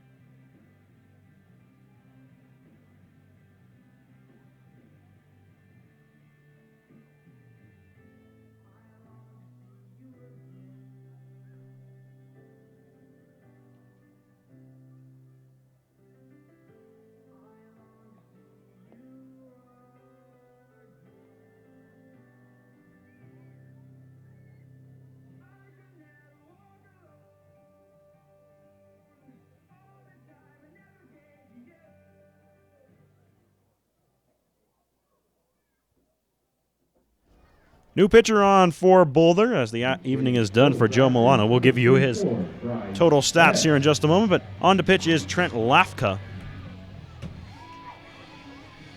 Lafka, 3 innings pitched so far this year for the Collegians. He pitched 1 against the Denver Browns. That one, he gave up 1 run in, but then against the Rough Riders on Tuesday, he pitched 2 scoreless. Comes in here with an 8-3 lead in the bottom of the 6th. You'll see 8-9-1, Ferrari, Magaha, and Pigford. First offering to Pigford on the way from Trent Lafka. And it's high, ball 1.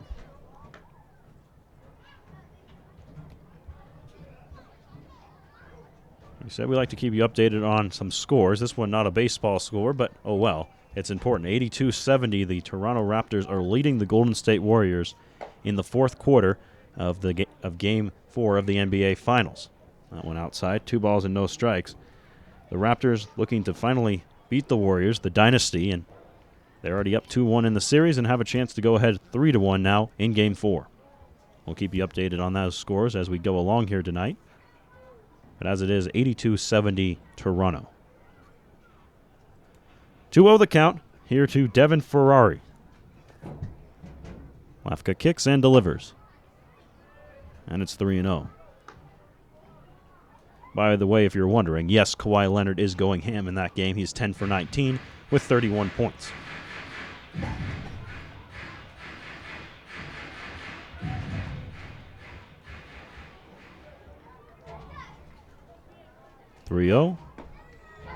There's a strike on the inside corner, and it's 3-1 to Devin Ferrari. Ferrari a triple back in the 4th.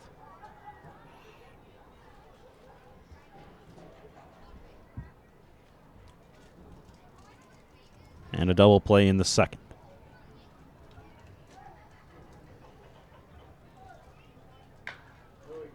This one lined off the glove of Davis, and it'll be a base knock for Ferrari. Davis. Someone else. Pitching for the Frackers, number 8, Marquise Glenn. Oh, apologies there. It was Beck. Bryce Beck was the pinch hitter. We mentioned it last inning. He was on deck to pinch hit and indeed took his pinch appearance there. And Bryce Beck is aboard with a single. And so another pinch hitter here. It's Marquise Glenn.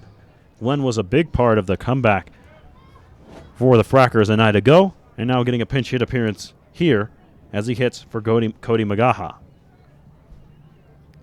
These collegiate teams, a lot of these guys are just trying to get their work in, and if you start the game, there's really no guarantee you're going to finish it. Glenn lays down a bunt right back to the mound. Lafka Throws over to first for the out, and the sacrifice works just the way they drew it up for Marquise Glenn. So now a runner at second, and back to the top of the order for Dylan Pigford. Leadoff hitter number 1, Dylan Pigford.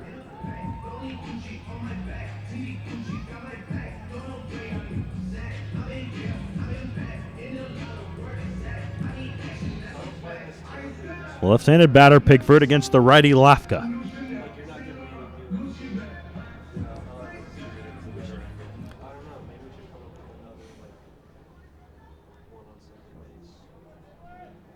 Lafka, an extended look in, now comes set. Checks that runner once.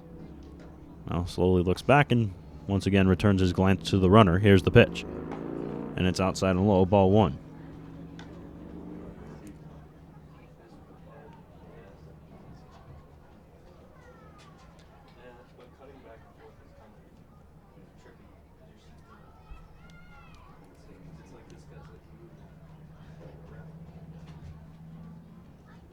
Lafka, an extended look again. Now comes set.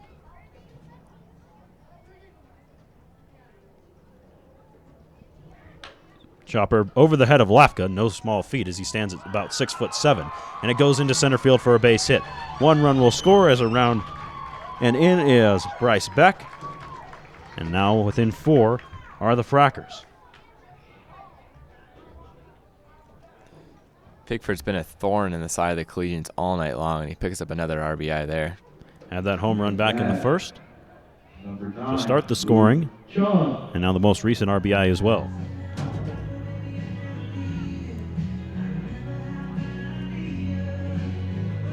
By the way, the final line for Joe Milano, 5 innings, 3 earned runs, 7 hits, and 4 strikeouts. And just make sure there wasn't an error involved in any of those runs. I don't think so. 1-0 count to Luke Chung. And it's high, 2 balls and no strikes.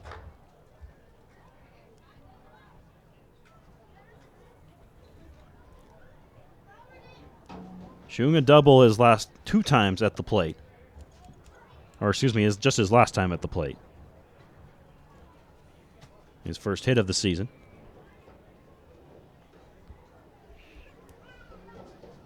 2-0. Missed high, maybe outside. 3 balls and no strikes. So Lafka struggling with the command here. The command in the small sample size we have, only 3 innings, has been a consistent issue. He had 3 walks in just 3 innings pitched.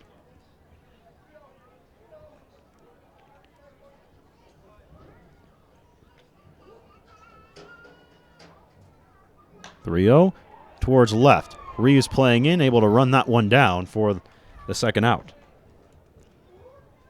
Good positioning there from J.J. Reeves as he was able to get that one before it could drop. Coming to the plate for the Frackers, number 18, Tanner Baker. So now it'll be Tanner Baker. Baker, after starting the game off with a single, has not recorded a hit since. He struck out and grounded out.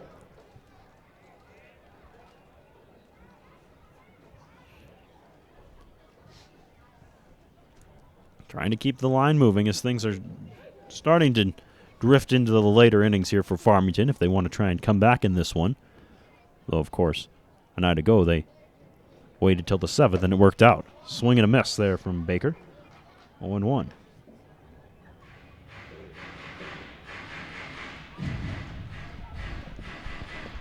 It's been a much more consistent game for the Frackers. And Jack mentioned it earlier, they look a lot sharper on defense. And other than the starting of the game, they've been a little more consistent pitching-wise, and their hitting, for the most part, has been better. 0-1, runner takes off, throw down from Hudson is in time to get him. Don't run on Hunter Hudson. He is just throwing guys out at an incredible clip to begin this season. So just stay where you're at and don't try and steal a base on him. That ends the inning. Collegians still lead it 8-4 as we move on to the 7th inning here from Ricketts Park in Farmington, New Mexico.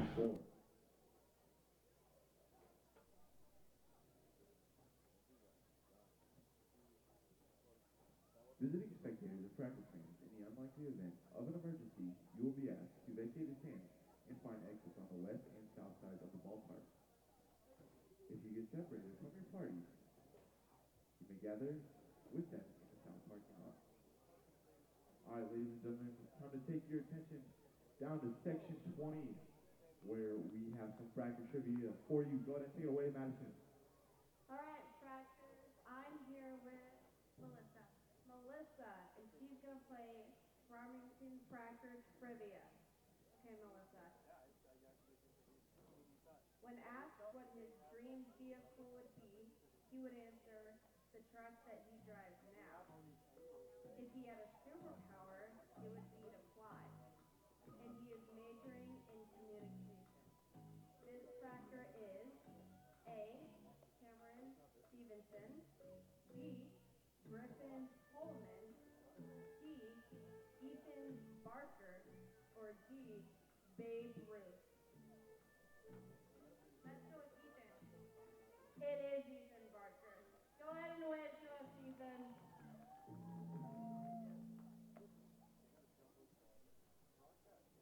Everybody give her a round of applause and thank you for playing Fracker Trivia.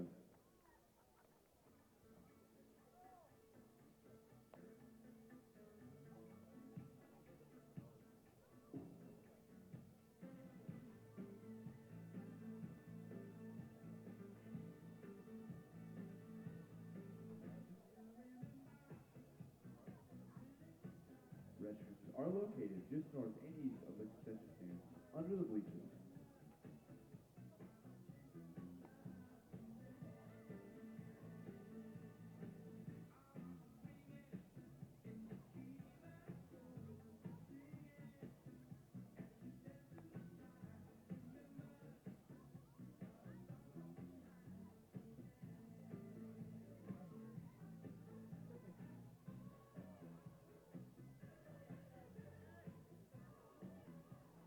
Leading off for the Collegians, left fielder, number 15, J.J.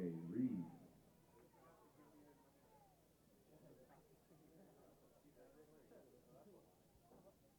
J.J. Reeves stands in for the Collegians. They're up 8-4. We move into the later third of this one, seventh inning of this ball game here from Ricketts Park. Reeves has struck out his last 2 times after drawing a walk in the first, and finds himself down 0-1, now 0-2 as he fouls this one to the screen. A couple more score updates for you. Here in the Super Regionals of the NCAA Baseball Tournament, the NCAA World Series. Texas Tech defeated Oklahoma State earlier today, 8-6. Louisville defeated Eastern Carolina 14-1. 0-2, fouled to the screen again, this time a little more towards the left, and it's still 0-2. The game's going on right now in the top of the 5th. Duke, the number 3 team in their area, leads number 1 team Vanderbilt 7-2. Duke has been red hot so far in this tournament, and I may be incorrect, but I don't think they've lost a game yet. And then Michigan leads number 1 UCLA 3-0. Reeves takes that one there. 1 ball and 2 strikes to JJ. JJ, aside from baseball, is a big soccer fan. Has some Mexican heritage, so cheers for Team Mexico. 1-2 pitch is high, 2-2. UCLA in danger of once again losing as UCLA lost to LMU. Kind of a scary moment for them in the regional before winning 2 straight games to move on. The number 1 seeded team in the nation, the 2-2 pitch. Chop towards second. Charging there, the second baseman bobbles for a moment. Reeves will just beat it out to the bag, and he's aboard. A good speed from J.J. Reeves, getting him to first base quickly. Got to give Reeves credit there. Not every player hustles down the line, and sometimes, it pays off. By the way, Bryce Beck is in at first base. Just want to mention he did pinch it for Ferrari, so it makes sense that he would play over there, but just wanted to give you that update. And now it'll be Johnny Dowse at the plate. Beck holds on Reeves. And Dowse takes a strike. It seems so far for Dowse the offense comes in waves. His first game, he was terrific. Then went 0-4 in his next game. Then the next game hit his first college home run. And now has gone 0-4 tonight.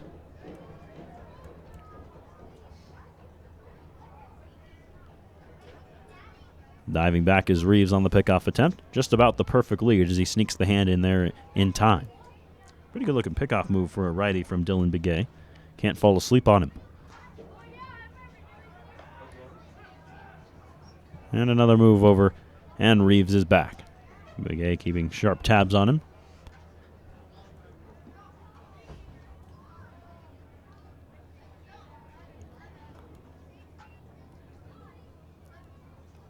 Oh, 1 to Douse. Just a bit low. 1-1.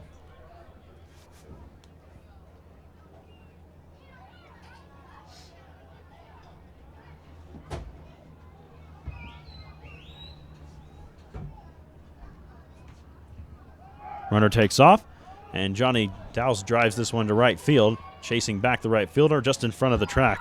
Making the catch is Stevenson. Or it's probably not Cam Stevenson out there, as he was pinch hit for it, I believe. No, Stevenson's still in the ballgame. He made the catch. Fortunately, it was deep enough that Reeves had time to get back to first, so that's where he'll be for Logan Coward.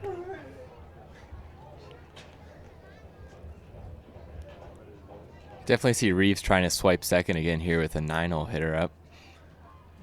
And just to update you, I was indeed correct. Duke has not lost a ballgame in the NCAA tournament. Another chance for Reeves as he takes off. Throw down to second is in time to get him. Pulled the second baseman off the bag, but it was towards Douse, or towards Reeves, and he was able to tag him out. Not a bad idea, just did not get a good jump there. Yeah, it seemed as though he decided to steal just a little bit late. Had he taken off in time, he may have been safe because of the throw pulling the man covering off the bag. 0-1 on Coward as the pitch was called a strike. And Logan takes one high.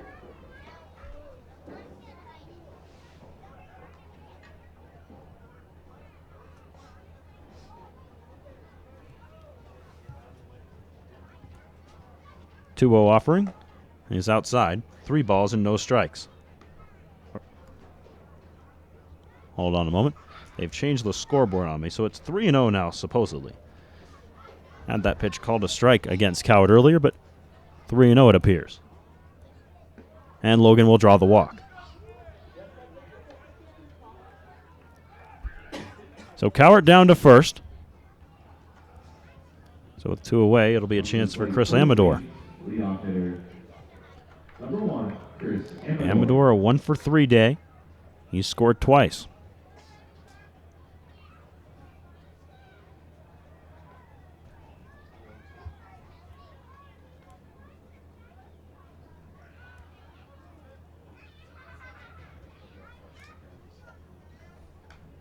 One fouled back to the screen by Amador, 0-1. 7th inning of this one, 8-4, Boulder leads it.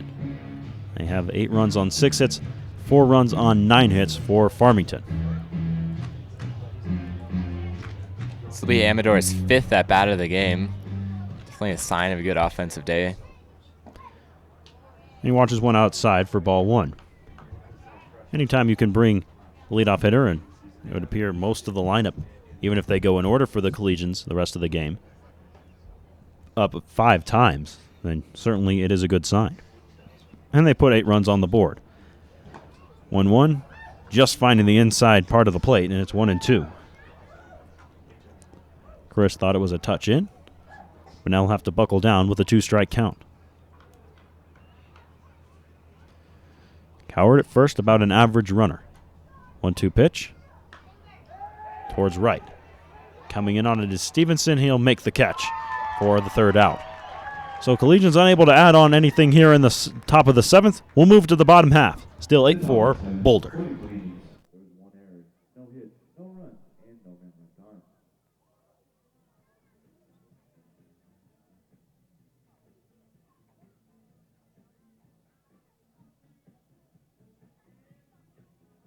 Farmington Frackers Baseball would like to thank High Plains Baseball, LLC, for bringing collegiate baseball to Farmington. Big thank you to High Plains Baseball, LLC. I right, ladies and gentlemen, it's time for the 7th inning stretch with a group of kids down on the field. Excuse me, in the stands is Madison, our on-the-field reporter. Madison, go ahead and take it away. Thank you, Griffin. I'm here with the New Mexico Rattlers. Are you guys ready to sing the 7th inning stretch? You know, Take Me Out to the Ball Game? All right. Whenever you're ready. 3, 2, 1. Take me out to the ball game. Take me out to the crowd.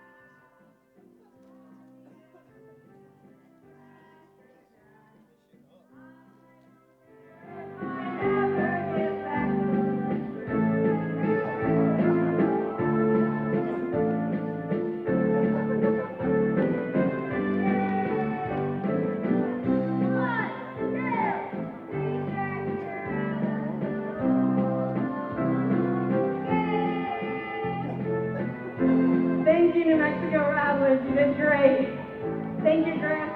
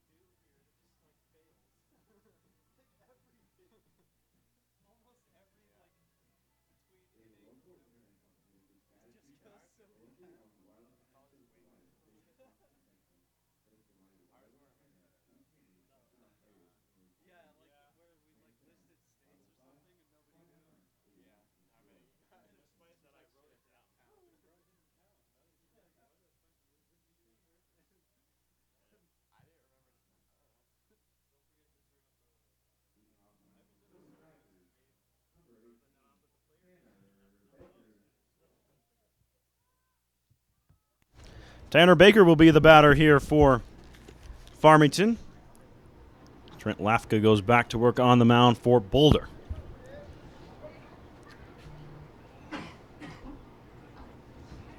Bottom of 7. Collegians up 8-4. Lafka finds the outside part of the plate for a strike. Baker coming to bat at bat again, as he was the man at the plate when Dallin Pigford was thrown out trying to steal second. And he has the same count as he had when he was up the last time, 0-1. Swing and a miss.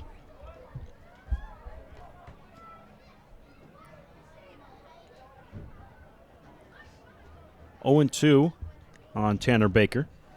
Baker 1 for 3 today. Things starting to get late here. You got to imagine the Frackers want at least 1 or 2 here in this inning. This is the inning where they struck for 4 a night ago. Lafka trying to hold them here to only 4 runs in the ball game. This one chopped towards short. Throw on the run and nice pick at first base. Kostecka throws him out. Davis makes the good pick, and there's out number 1. Coming to play for the Frackers, number 19, Cedric Renaud.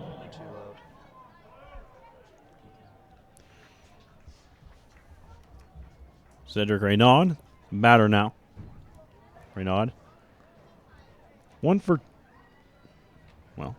1 today. He's only had 1 official at bat. He's been hit by a pitch and has hit into a sacrifice fly as well. Pair of RBIs on the day for Renaud. He tries to get aboard here with 1 away in the 7th. Lafka starts him with the ball. This one back to the screen. 1-0.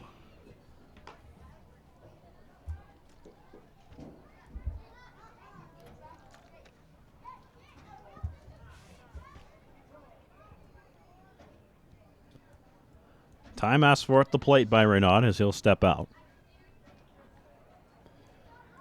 And now has half a foot, and now 2 feet back in the box, and he's ready to go.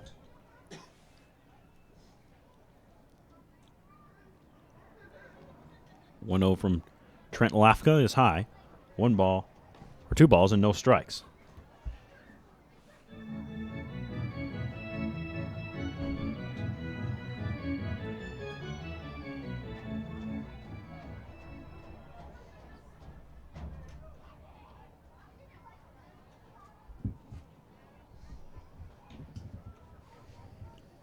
2-0 delivery. And it's outside, 3-0.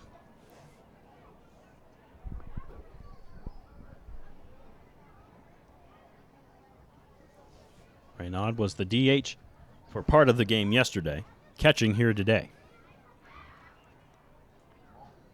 Game 2 of a 3-game set between the Collegians and the Frackers.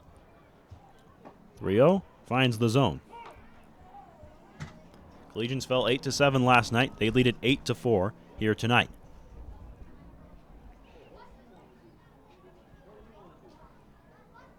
Again, after last night, this Fracker team does not go down easy. And we'll see if the Collegians bullpen can rebound after a tough night last night. Lafka gives the free pass there to Reynaud. He's down to first base. So with one away, a base runner on for Eddie Reyes. Or rather, a pinch hitter. No, it's going to be Reyes. So Eddie will stand in.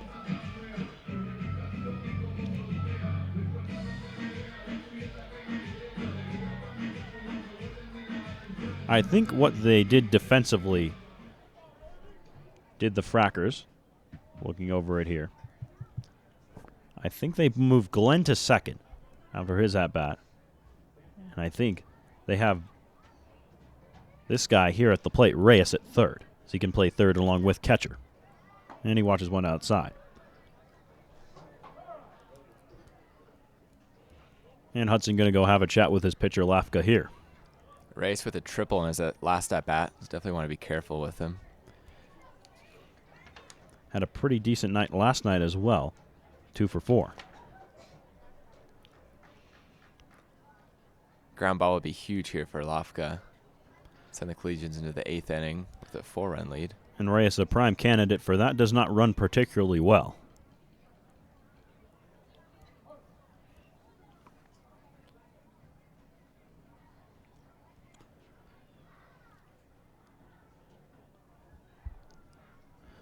(1-0), just off the or on the black, 1-1.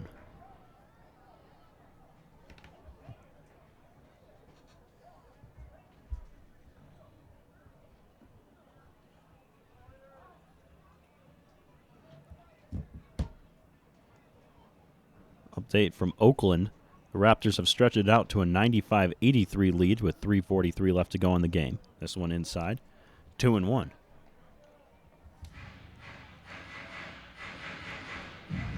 Stephen Curry, who was so good for the Golden State Warriors in that Game 3, has struggled tonight, only 6 of 18 and 1 of 8 from 3 with 19 points. Klay Thompson is back, and he has played well for Golden State, but it hasn't been enough. They're down by 11. And the 2-1 gets away from Hudson. Up to second base goes Cedric Reynaud. And now a 3-1 count on Eddie Reyes.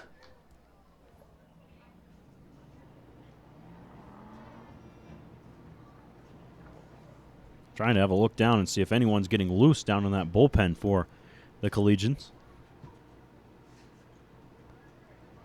Runner at second, 1 away, and a 3-1 count to Eddie Reyes. Looks like the Collegians do have a pair of relievers down there. Not throwing, though. Looks like they're just stretching. 3-1, line over the head of Cowart into that right center field gap. That one's going to roll back towards the track. In to score easily from second base is Reynaud. Reyes up to second base with a double.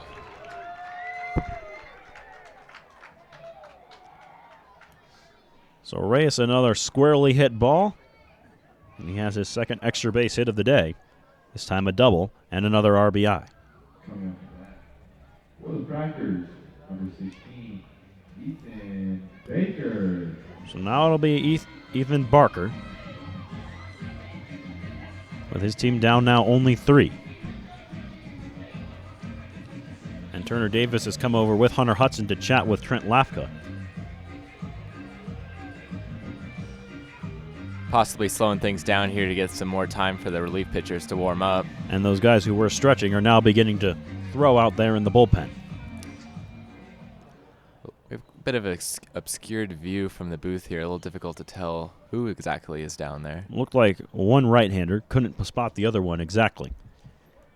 So here's Barker. Runner at second. Frackers down by 3. Barker is 0 for 2, has reached once on a walk. He'll take a strike.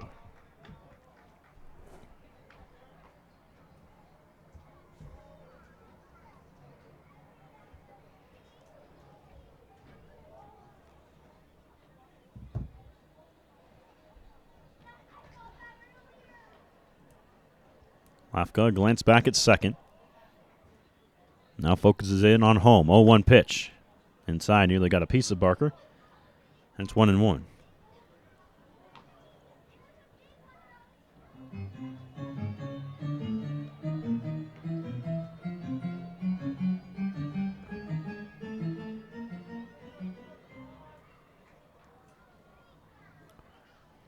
One and one on Ethan Barker. Runner at second, one away.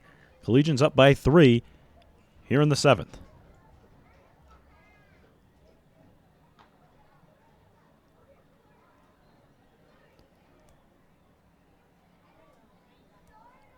One is low and outside. 2 balls and 1 strike. We'll see how many more batters Trent Lafka is given. I think if Barker gets aboard here, this could be his last batter.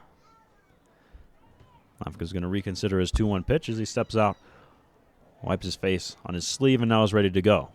Wiping some sweat off here. Temperature has dipped a bit, but still a pleasant evening here in Farmington. 2-1 swing and a miss. There's the fastball that time from Lafka.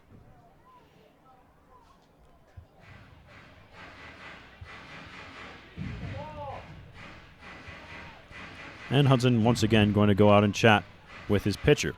And in comes the shortstop, Connor Kosteka. Wonder if they're going to talk over perhaps a pick play there at second base.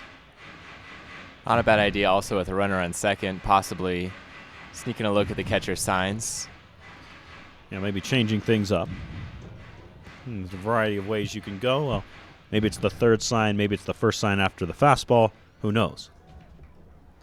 Smart idea, though, in a close game. And don't want to give the other team any advantage.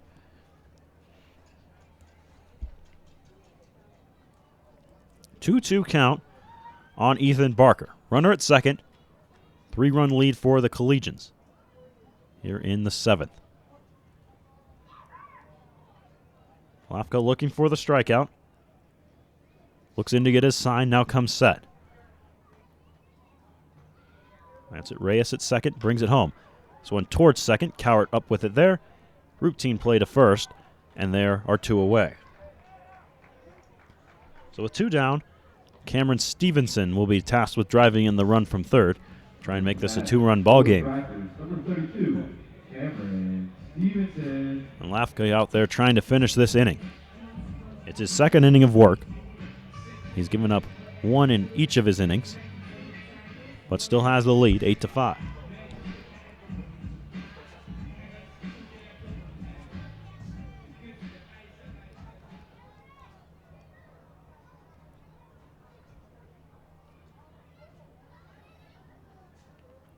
See Caleb Martinez headed down to the bullpen now.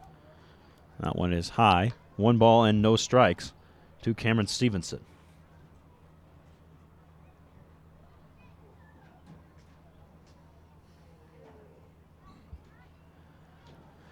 Stevenson on the day is 1 for 3.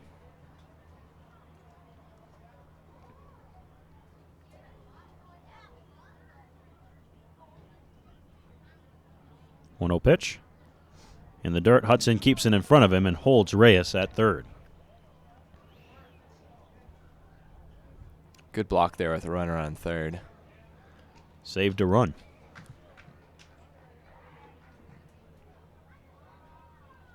If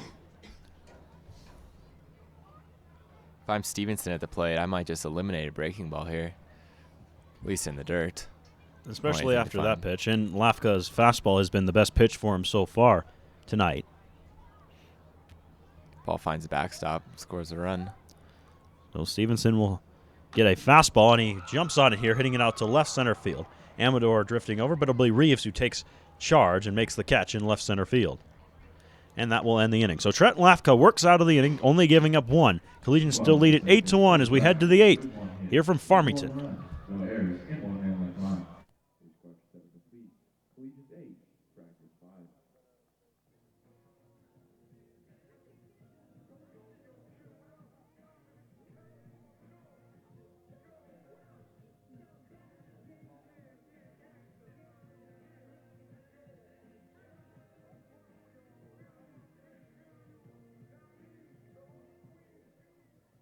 Digital communications, complete facility cable and network configuration, rack enclosures, and fiber optic connectivity.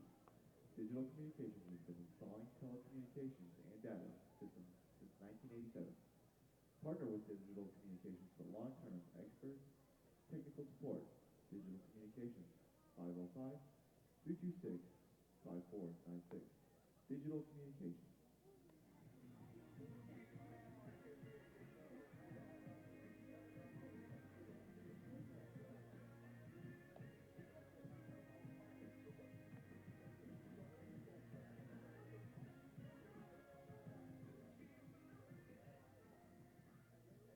Now pitching for the Frackers, number 35, Peyton Hudson.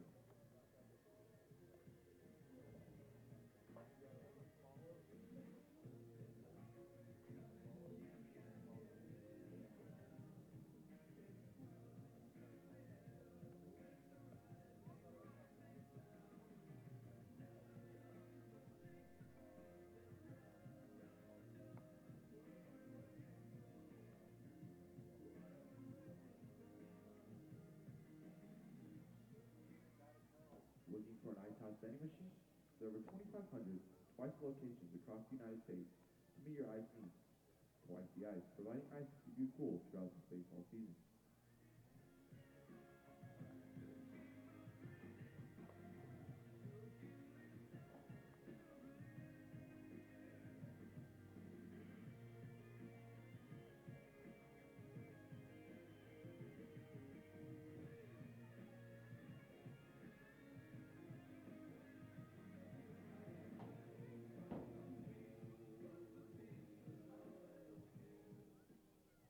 Leading off the top of the 8th for the Collegians, catcher number 11, Hunter Hudson. 2, 3, and 4 for the Collegians here in the 8th, starting with Hunter Hudson. First pitch to Hudson, flown down the left field line, and this one's going to drift just out of play into the Frackers bullpen. Speaking of the Frackers bullpen, new guy out of the pen for Farmington. It's Peyton Hudson out of Odessa, Texas, and Midland Community College.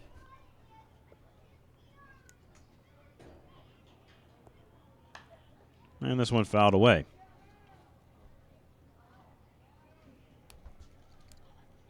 So 0-2 on Hunter Hudson. And that's Peyton Hudson with a T, whereas Hunter spells it with a D. So Hudson versus Hudson. And here's the 0-2. One towards center, hit pretty well, but right at the center fielder, and making the catch is Dalen Pigford. So nice to see Hudson square up a ball, as he's been slumping a bit of late, but it's right at a center fielder for an out.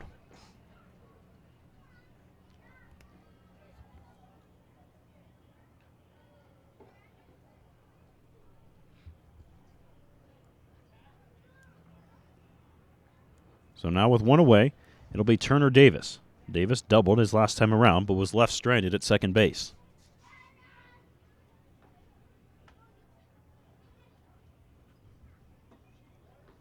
And Davis will take ball one.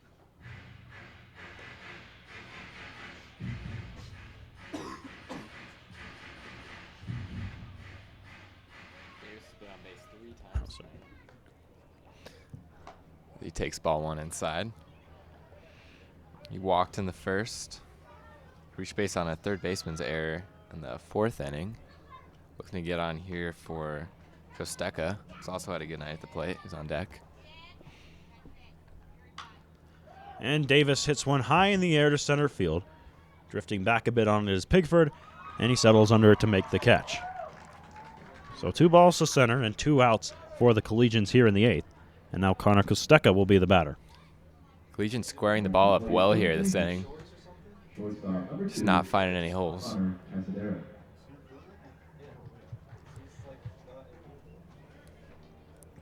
And a note on that game down in Los Angeles, UCLA and Michigan.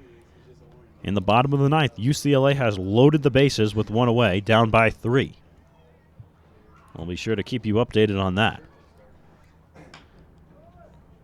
Rolled towards second. Flip there on to first, and that will be the 3rd out of the inning. So the Collegians go in order here in the 8th. And now on to the bottom half. Down by 3, the Frackers need some runs when we come back.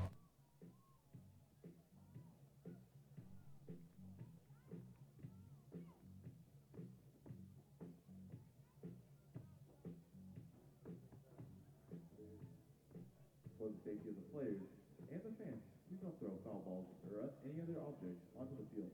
Fans that disobey these policies are subject to rules from the stadium. Thank you for your cooperation. Instead, take that foul ball to get signed by the Frackers after the game.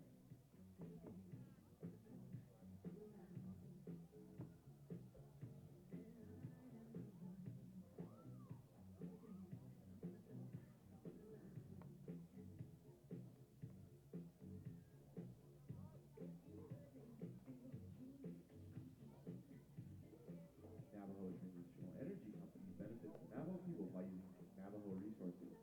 As owners of Navajo mines, our operations are a pillar of the Four Corners community and economy. NTEC proudly supports the Frackers. Get fracked.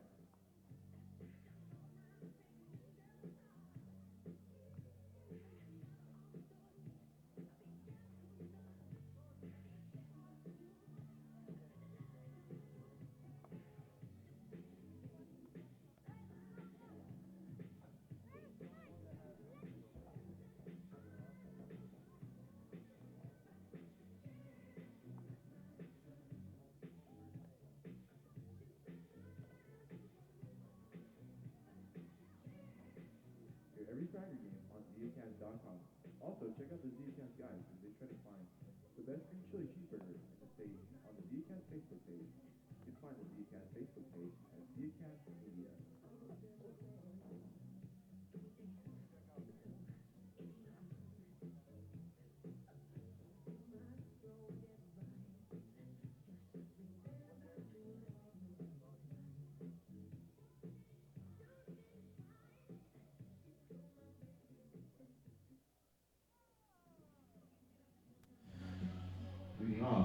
Bottom of 8. 8-5, the Boulder Collegians lead the Farmington Frackers here from Ricketts Park in Farmington, New Mexico.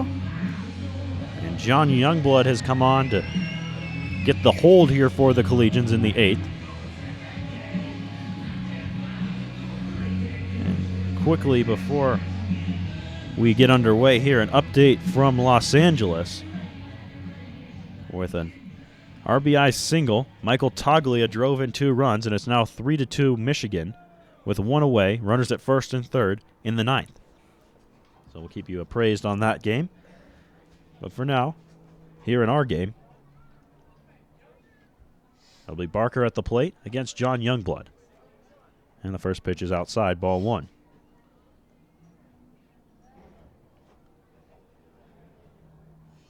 Or rather, instead of Barker, that's Beck. Bryce Beck. And 1-0 count on Beck.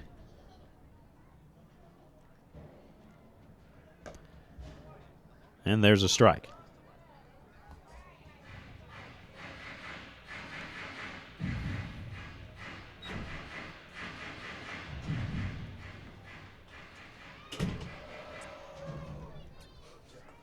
Youngblood ready. Here's his 1-1 pitch.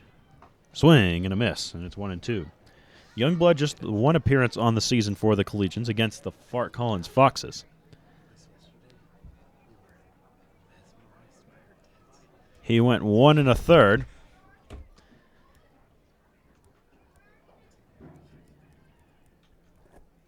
And now it's 1-2 on Bryce Beck. And it's outside, 2 balls and 2 strikes. back on the day. He came in to pinch hit in the 6th inning and recorded a single and a stolen base, and would later come around to score. 2-2 count on Beck. Youngblood ready to go. Here's the pitch. And this one fouled to the screen.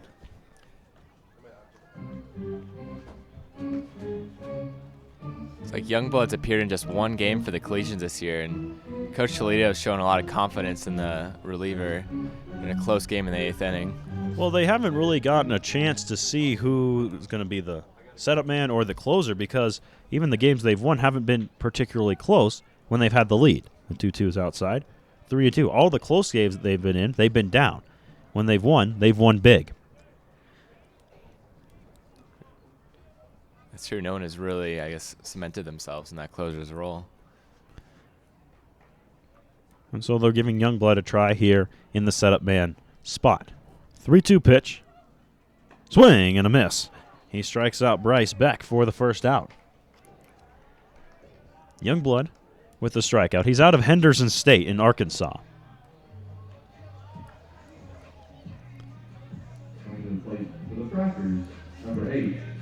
And why not give Youngblood the chance here? A lot of these guys, we talk about how they redshirt, as Marquise Glenn stands in. We talk about how they redshirted during the regular season, or maybe didn't get that many appearances. Youngblood was a closer for Henderson State, and he got it closing. His big memory from the year, he said, was closing out against UAM. Delivery here is in for a strike. Glenn now at second base. He came in for the third baseman, Magaha, but Glenn switched over to second base after his pinch hit appearance back in the 6th, in which he laid down a sacrifice bunt. And it's 1-1 on Marquise Glenn.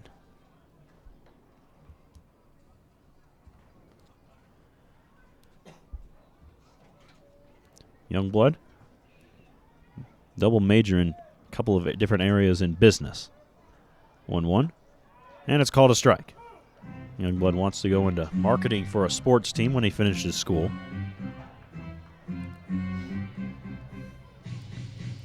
And right now he's got a 1-2 count on Marquise Glenn. Into the motion, here's the pitch. Swing and a miss by Glenn. And a strikeout here for Youngblood, and it's his second strikeout in a row to start this inning.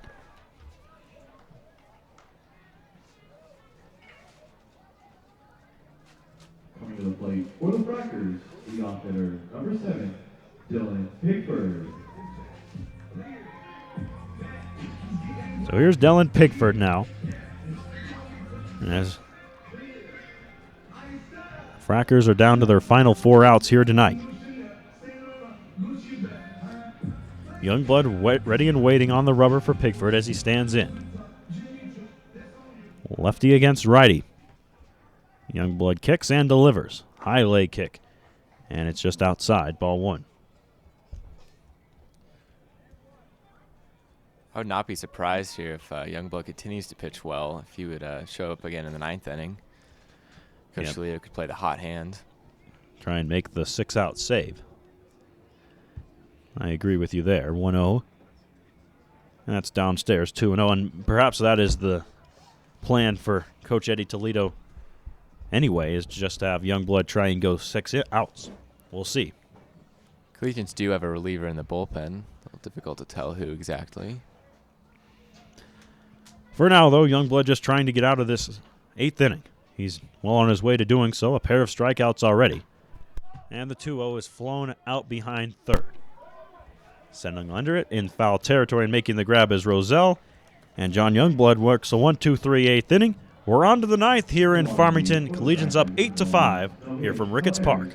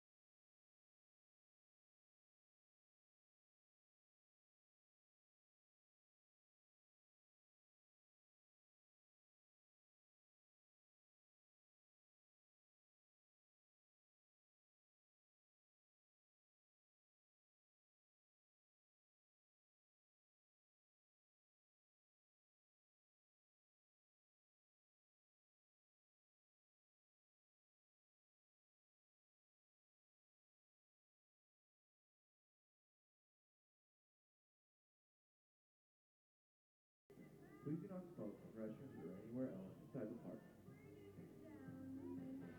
Peyton Hudson is back out to pitch the 9th inning here for Farmington. Why not? He had a 1-2-3 eighth. And to start things, he will see Brennan Roselle, Kelby Richardson, and J.J. Reeves.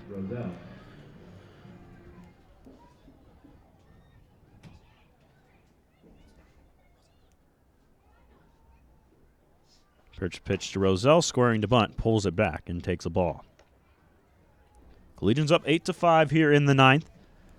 We'll see who comes out to try and save this one for the Collegians. John Youngblood had an efficient 8th inning, so perhaps he'll try and get the 6-out save, but we'll see. For now, the Collegians trying to give him some more insurance. And not offering at it there, and taking ball 2 is Brennan Roselle. Roselle on the day. He's 1 for 2, but has reached base 3 times.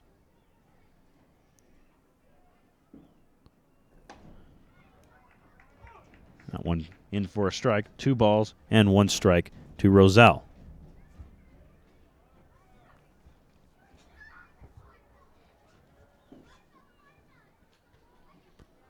Hudson's 2-1 is lined towards second, diving attempt there by Glenn, and it's into center field for a base knock. So Roselle's 2 for 3 today now. There was a nice piece of hitting there as he drove it up the middle. And that'll be Kelby Richardson. And we have a final to report to you from Jackie Robinson Field in Los Angeles, where Michigan hangs on to defeat UCLA 3-2. UCLA got the tying run to third, but couldn't bring him around. And Michigan has taken the first game of that 3-game set.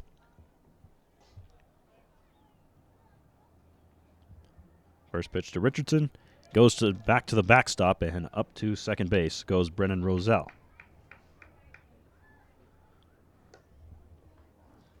The other game going on, still 7-5. Vanderbilt's clawed their way back into that game against Duke, top of 7th. There from Vandy.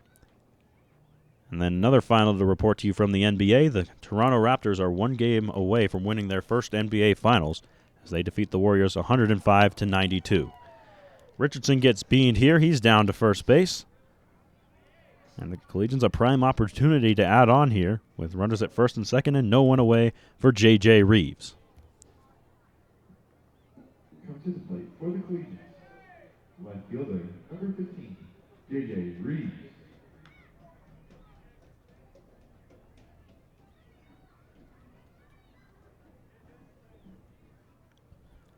Reeves from the left side.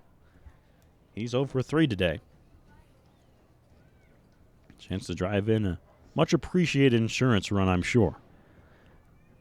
As he'll try and square around and move the runners up. But he fouls it away. It's 0-1. Not a bad idea here. Try and move the runners up. Nobody away. Put 2 runners in scoring position for Johnny Dowse. We'll see if Reeves is still bunting here. Corners have come in on the cut of the grass. He is bunting and trying to get down the third base line. And Reeves gets this one down the third base line. And he's going to beat it out. It's a bunt single for J.J. Reeves. A perfect bunt down the third base line. Right in that no man's territory. And Reeves is aboard. So I think the idea was a sacrifice bunt. But hey, if you can drag bunt and get on board as well, that's great. And Reeves does just that. So now the bases are loaded for Johnny Dowse.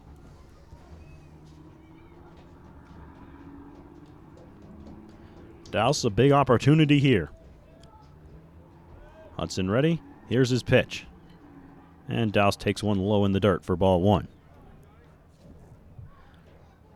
Roselle with a base hit is at third. Kelby Richardson, who was hit by a pitch, is at second. And J.J. Reeves, who just bunted for a hit, is at first.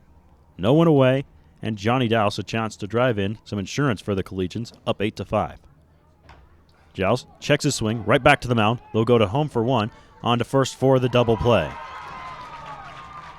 So Dowse bounces into the 1-2-3 double play. And now it'll be runners in scoring position, 2 of them, second and third, for Logan Cowart.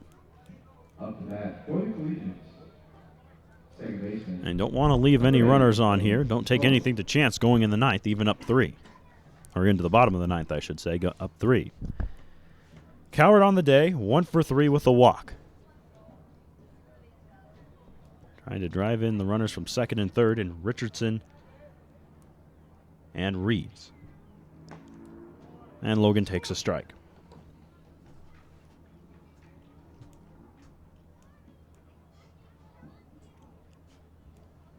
Oh, 1 pitch. Swing and a miss by Coward. Pulled the string on him, did Hudson, and it's an 0-2 count.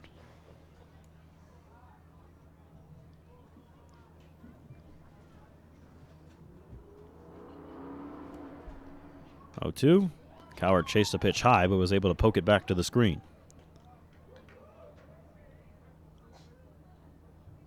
Again, if I'm Coward, I'm eliminating anything in the dirt right now with runner on third and already a pass ball in the inning. Tough count still for Coward. 0-2. Here's the pitch. Swing and a miss. Down to a knee goes Logan, and he's gone on strikes. So Hudson keeps the deficit at 3 for the Frackers.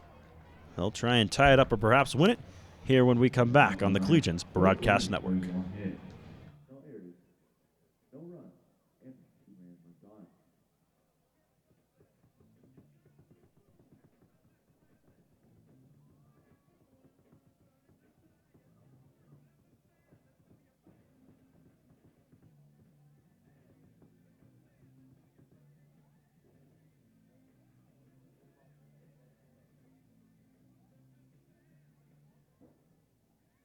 Joel Your Journey, a campaign by the Convention and Visitors Bureau designed to communicate all that Farmington represents, from outdoor activities to business and industry.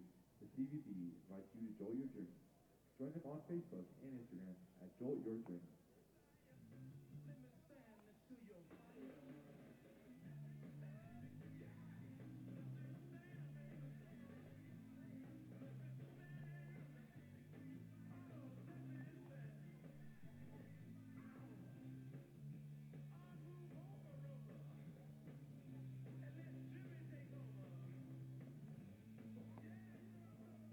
If your group, club, or youth team would like to partner with the Fracker baseball team to win some money, then contact one of our staff.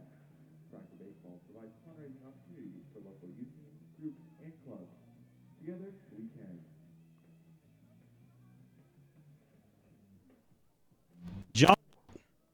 John Youngblood back on to try and get the 6-out save here in the ninth inning. Collegians up 8-5 over the Farmington Frackers from Ricketts Park. Leading off the bottom of the ninth for the Frackers, number 9, Luke Youngblood with just an inning and a third on the season, but he looked to get the 6-out save here. And we're going to see Luke Chung, the 2-hole hitter first, then Tanner Baker and Cedric Raynaud. So it's 2, 3, and 4. Good spot of the order for the Frackers as they try and even this one up. Youngblood a 1, 2, 3, 8th. Looking to continue that on here in the ninth. And he misses outside to Chung. Chung 2 for 4 today. That one hit being, or rather 1 for 4, pardon me. That one hit being a double. 1-0 offering from John is there for a strike.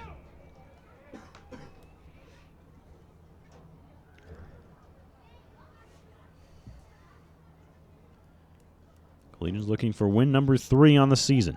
1-1 pitch. Just a bit high.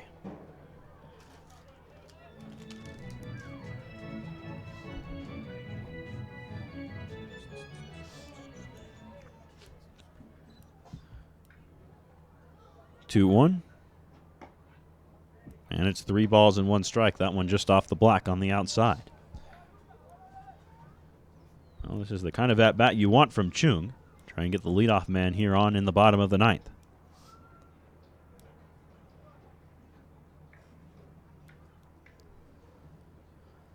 Three, 1 offering. That's ball 4. So the ninth inning gets started exactly how the Frackers wanted it to, with Luke Chung reaching base. And now it'll be Tanner Baker with nobody away. And out from the dugout comes Mark Goodman. Have a chat with Youngblood. They do have someone warming up in the pen, and they're going to go to the bullpen here. So we talked about it in that eighth. We said Youngblood may come on as he had such a good eighth inning, but he was going to have a short leash, and he does here as he walks the first man he faces, and his evening is done. But he did good work in the eighth inning, getting him 1, 2, 3, and it'll be left to someone else to try and close this one out.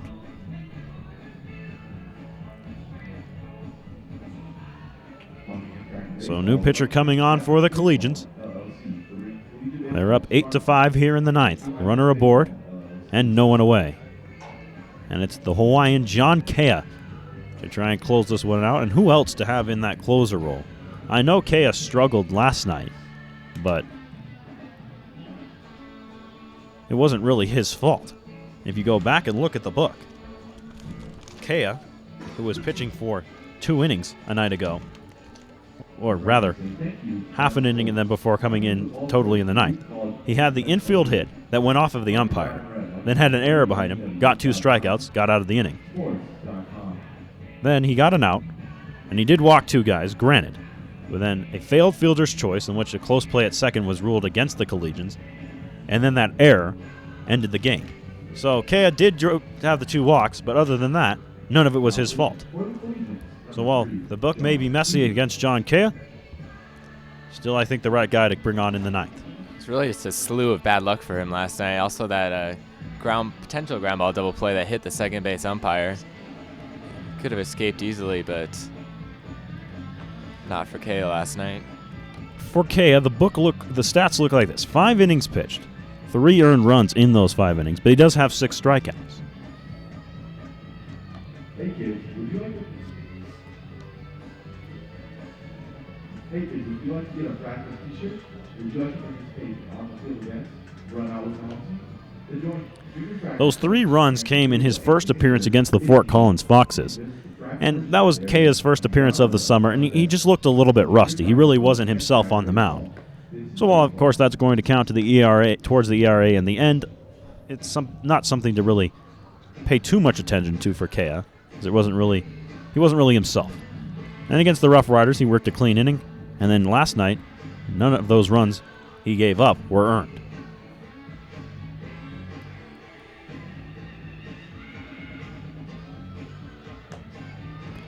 Okay, just finishing up his warm-up pitches here. Runner at first is Luke Chung. Collegians up by 3, trying to close out this second game against the Farmington Frackers.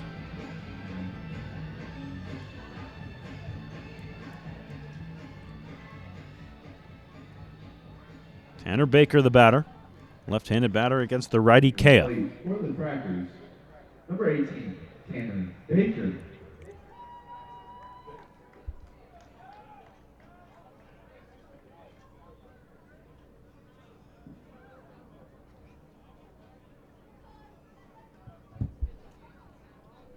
Kea coming in, working out of the stretch with the runner at first. Infield and outfield will play mostly straight away against Baker, though Richardson's a couple steps deeper in right. And the first pitch is fouled back to the screen.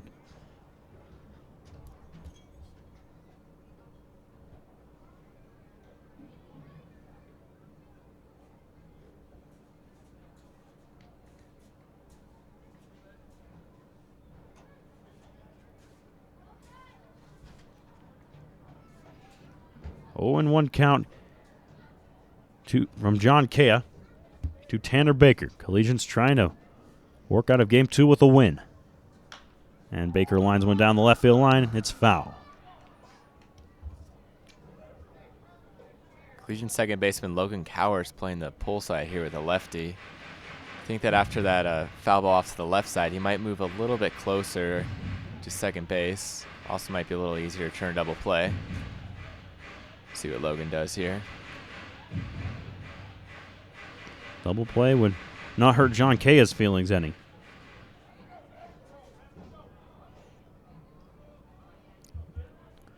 Oh, and 2 count. Kea ready. Brings it home. Runner takes off. Pitch was called a ball high. Throw down from Hudson is not in time. And Chung has second base swiped. He took a chance there with a breaking ball count at 0-2. And he got lucky there, stealing second base. Yeah, not a bad idea, as you mentioned. Probably going to be a breaking ball from Kea. You're going to have a better chance to swipe the bag. But on the flip side of that, you're not the tying or winning run out there, so you just need the line to move on behind you. The other good thing for stealing second base is now no chance of the double play. 1-2 count on Tanner Baker, though you do run the risk of the strike him out, throw him out there. Kea kicks and fires, and it's outside. 2-2 to Tanner Baker, who's taken a nice at-bat thus far. Coward has moved significantly farther to the right side after that stolen base. Kosteka has also moved a little bit closer to the right side, holding on the runner. Kosteka holding him on with the lefty up at the plate. 2-2 pitch from Kea. This one lined towards right. Richardson coming in on it. He can't get there. It falls in. Richardson has a pretty good arm, so staying there at third base is Chum. And so now runners on the corners and the tying run, and Cedric Renaud coming to the plate. So it seems here we go again for Boulder.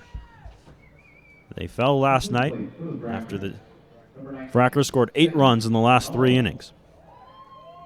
Tonight, they cling, it seems now, to a 3-run lead with a tying run at the plate and no one away. John Kea trying to close this one out. And Jack here, I think you trade the double play for the run, no doubt about it. Yes, of course.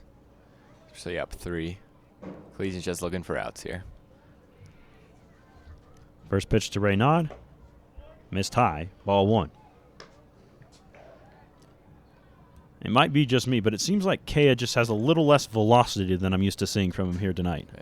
Did pitch a significant amount last night. Might be a little bit tired. But he's a Collegians guy for now. Looks like their bullpen is empty at the moment. They're leaving it to John Kea. 0-1 pitch, or 1-0 pitch, goes off the glove of Hudson. That's going to be a run. And up to second base goes Tanner Baker.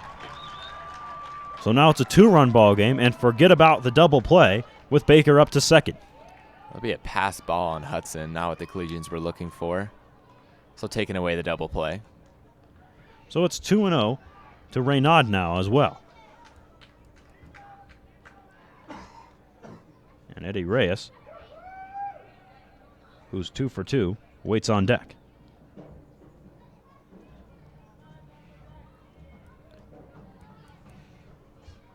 Kea trying to power through this 9th inning. Collegians need an out in the worst way. Up by 2, runner at second, nobody out. And Kea missed high, 3 balls and no strikes to Renaud.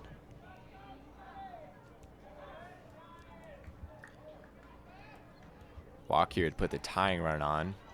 It would set up a double play, but I'm sure the Collegians would prefer an out here. And I'm sure they would prefer not to make Eddie Reyes the winning run. He's hit a triple and a double in his 2 at-bats. And, well, they're going to do just... Oh, that's called a strike. Awfully late from the umpire. 3-1.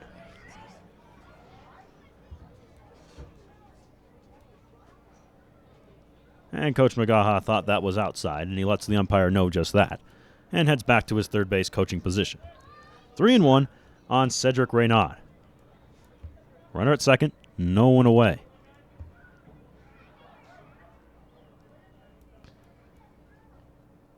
Runner takes off. Kea delivers. That one's low ball 4, and third base is swiped here from Barker. And why not from Barker? Kea had not even given him a single glance. So he just went on first motion, and he had third base. Now the umpires are going to get together. What is this all about?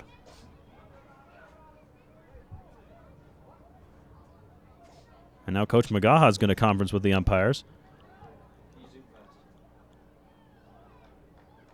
And so it was ball 4 on Renaud. He's down to first, it seems.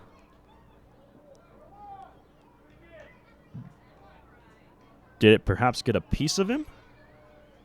And a dead ball? I'm not sure. As they're moving Baker back to second. And now Coach Toledo wants an explanation. Number 24, Eddie Reyes. I didn't think it hit him. So I don't know what the cause of the dead ball was, negating the steal.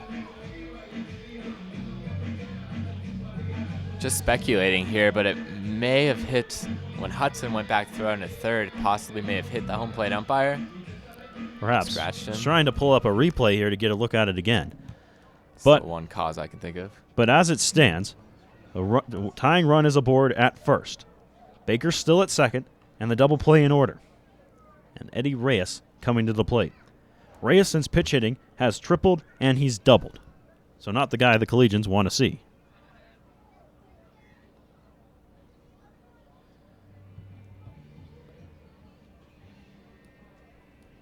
And a conference at the mound here as Danny David Linehan, the former Collegian, comes out to conference with the entire infield.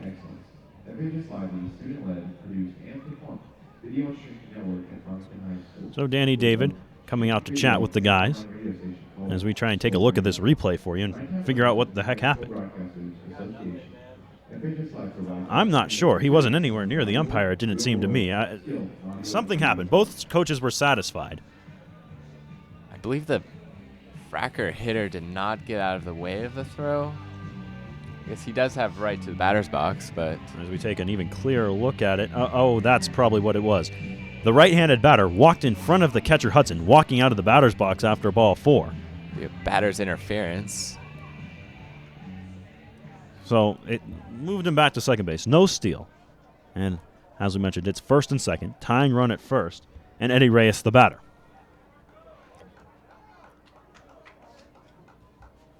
Collegians catch a break there for sure. No doubt about it, as it sets up the force at third. Collegians corner infielder setting up for a bunt perhaps here from Reyes, opening up a bit of a hole for Eddie as he swings away and fouls it back.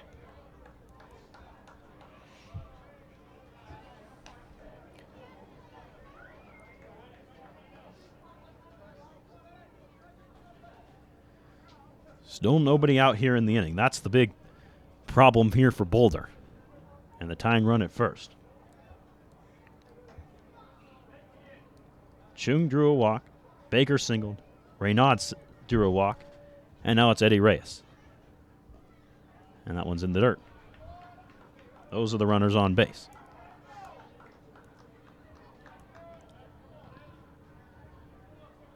One and one on Eddie Reyes. Kale looking for a ground ball here.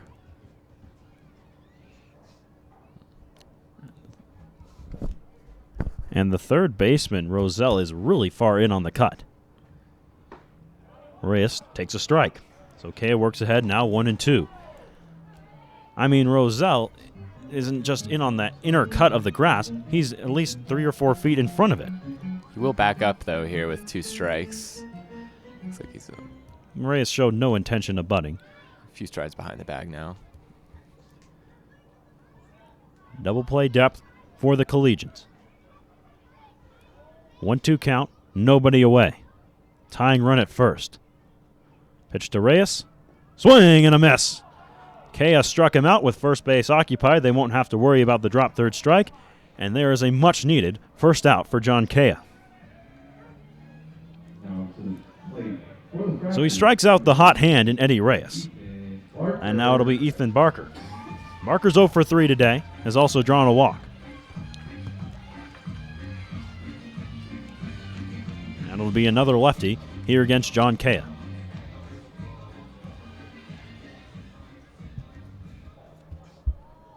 Roselle plays even with the bag at third, maybe just a hair behind it. And the first pitch is high and outside from Kea, ball 1.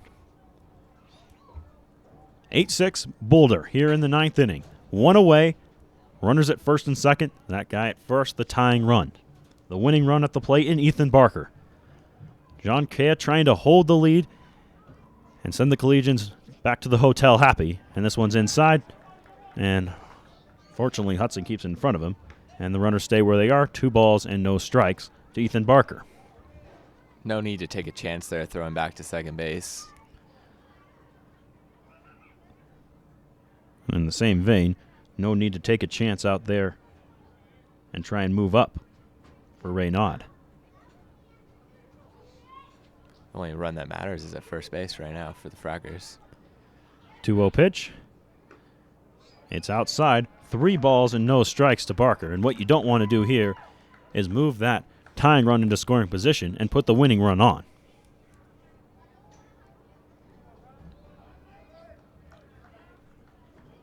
Three and 0 the count. Here's the pitch. That's ball 4. So Barker draws the walk, and now the bases are loaded for Cameron Stevenson.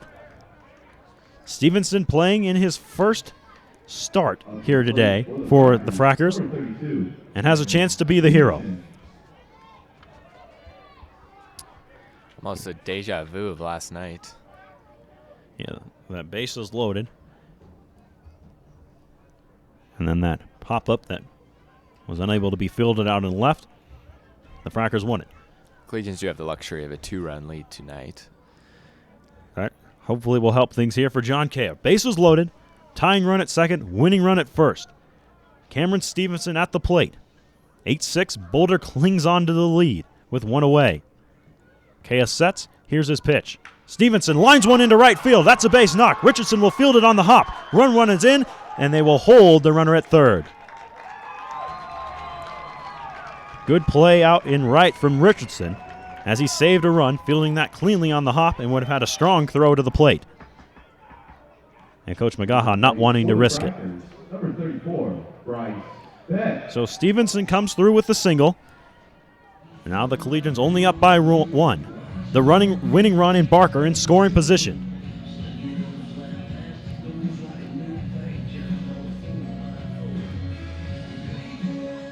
And now a huge opportunity for Bryce Beck. Beck started yesterday at first base, did not start this game, came in to pinch hit in the 6th. He has a single and a strikeout. Winning run at second, tying run at third. Bryce Beck the batter with 1 away. And there's a strike.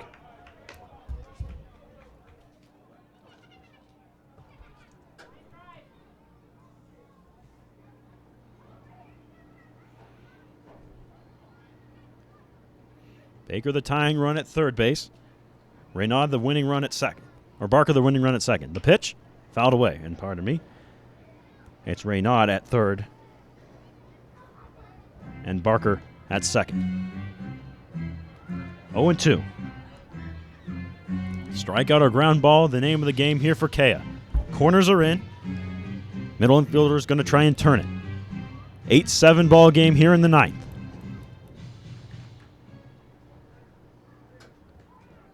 Kea sets. Ready with his 0-2. And Beck swings and misses. Down on strikes. A huge strikeout for John Kea as he gets Beck swinging on just 3 pitches. And the Collegians are 1 out away. For the Frackers, number 8, Marquise Green stands between them and a victory.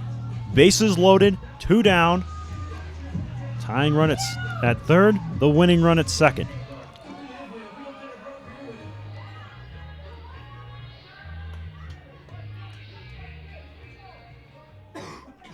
Infield playing back now with 2 away.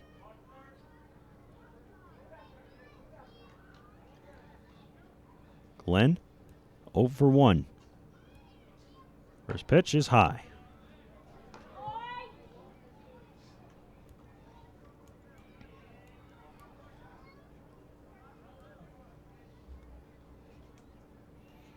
Kea working pretty quickly here against the lefty Glenn. 1-0 pitch. And it's high again. 2 balls and no strikes. And you got to go after Glenn here. Nowhere to put him. A walk would tie this ball game up. 2-0 on the Georgia native Marquise Glenn. Kea ready? Here's his pitch. And, well, I'm not sure where that one missed. Perhaps it was high. But either way, it's 3 balls and no strikes. That looked like a pretty good pitch from Kea. And he seemed to think so, too, on the mound. So now it's 3-0 on Marquise Glenn. Bases loaded, 2 down. Ball 4. And we have, once again, a tie ball game here in Farmington.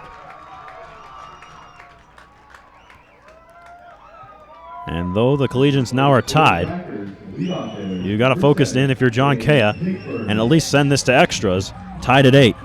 A winning run at third base now. Dalen Pigford will stand in for Farmington. Bases loaded, 2 away. Tie ball game in the 9th. The Frackers walked it off a night ago, looking to do the same here tonight. John Kea trying to hold things down and move this to extra innings. Barker at third, Stevenson at second. At first is Marquise Glenn, but all that matters is that man Barker at third. First pitch to Pigford. There's a strike. So Kea works ahead of Pigford here. Pigford had the home run to lead off the game for Farmington. And how big is that run now? He's 2 for 4. Bases loaded, 2 away. Down by 1. 0-1 delivery, swing and a miss.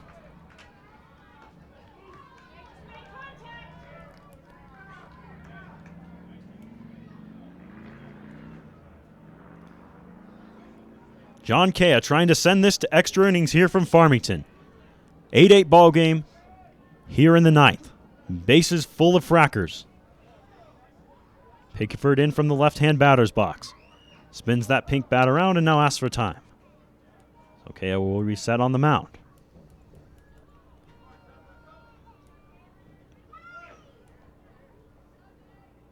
Everyone at regular depth for the Collegians with that winning run at third base. Bases loaded. 0-2 count on Dalen Pigford. John Kea ready on the mound. Here's his 0-2. In the dirt, what a block by Hudson. Lots of pressure on Hudson right now. The winning run on third. Lots of pressure on every Collegians fielder right now, actually. Hudson thriving so far under the pressure with that block there.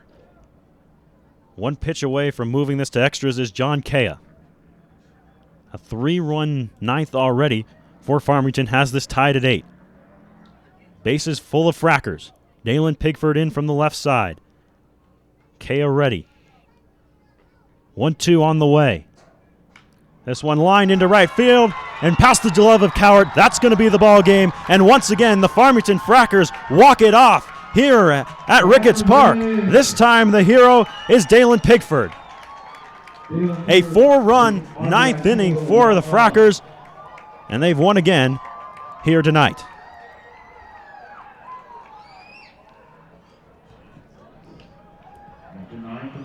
So the Frackers in the last 2 nights have just not gone away. They scored 7 in the last 3 innings a night ago, and they put up a 4 spot here in the 9th to beat the Collegians 9-8. As Yogi Berra says, it's deja vu all over again for the Collegians. And another one of Yogi Berra's sayings comes to mind, it's not over till it's over. The Frackers certainly buy into that philosophy. So the Frackers have taken the first 2 games of the series, winning both of them in the 9th inning against the Collegians. If you're the Collegians, Jack, how do you come back from losing 2 games, 2 heartbreakers, and try and pick up a win in Game 3? You just got to flush this game immediately. Don't dwell on it. You got another chance to at least take 1 game in this series tomorrow. You got a new guy on the mound. I think the Collegians definitely need to rearrange some things in the bullpen. I think that'll also happen tomorrow. Yeah, definitely a different mindset would be helpful tomorrow night. The bullpen, you hate to say it, but the bullpen is a big cause for these 2 losses. I mean, giving up 7 runs last night and then the 4 tonight. But John Kea comes in, having pitched last night. He's not rested. John Youngblood works a terrific 8th, but only faces 1 man in the 9th and walks him. It just seems like they don't have that set mentality in that bullpen.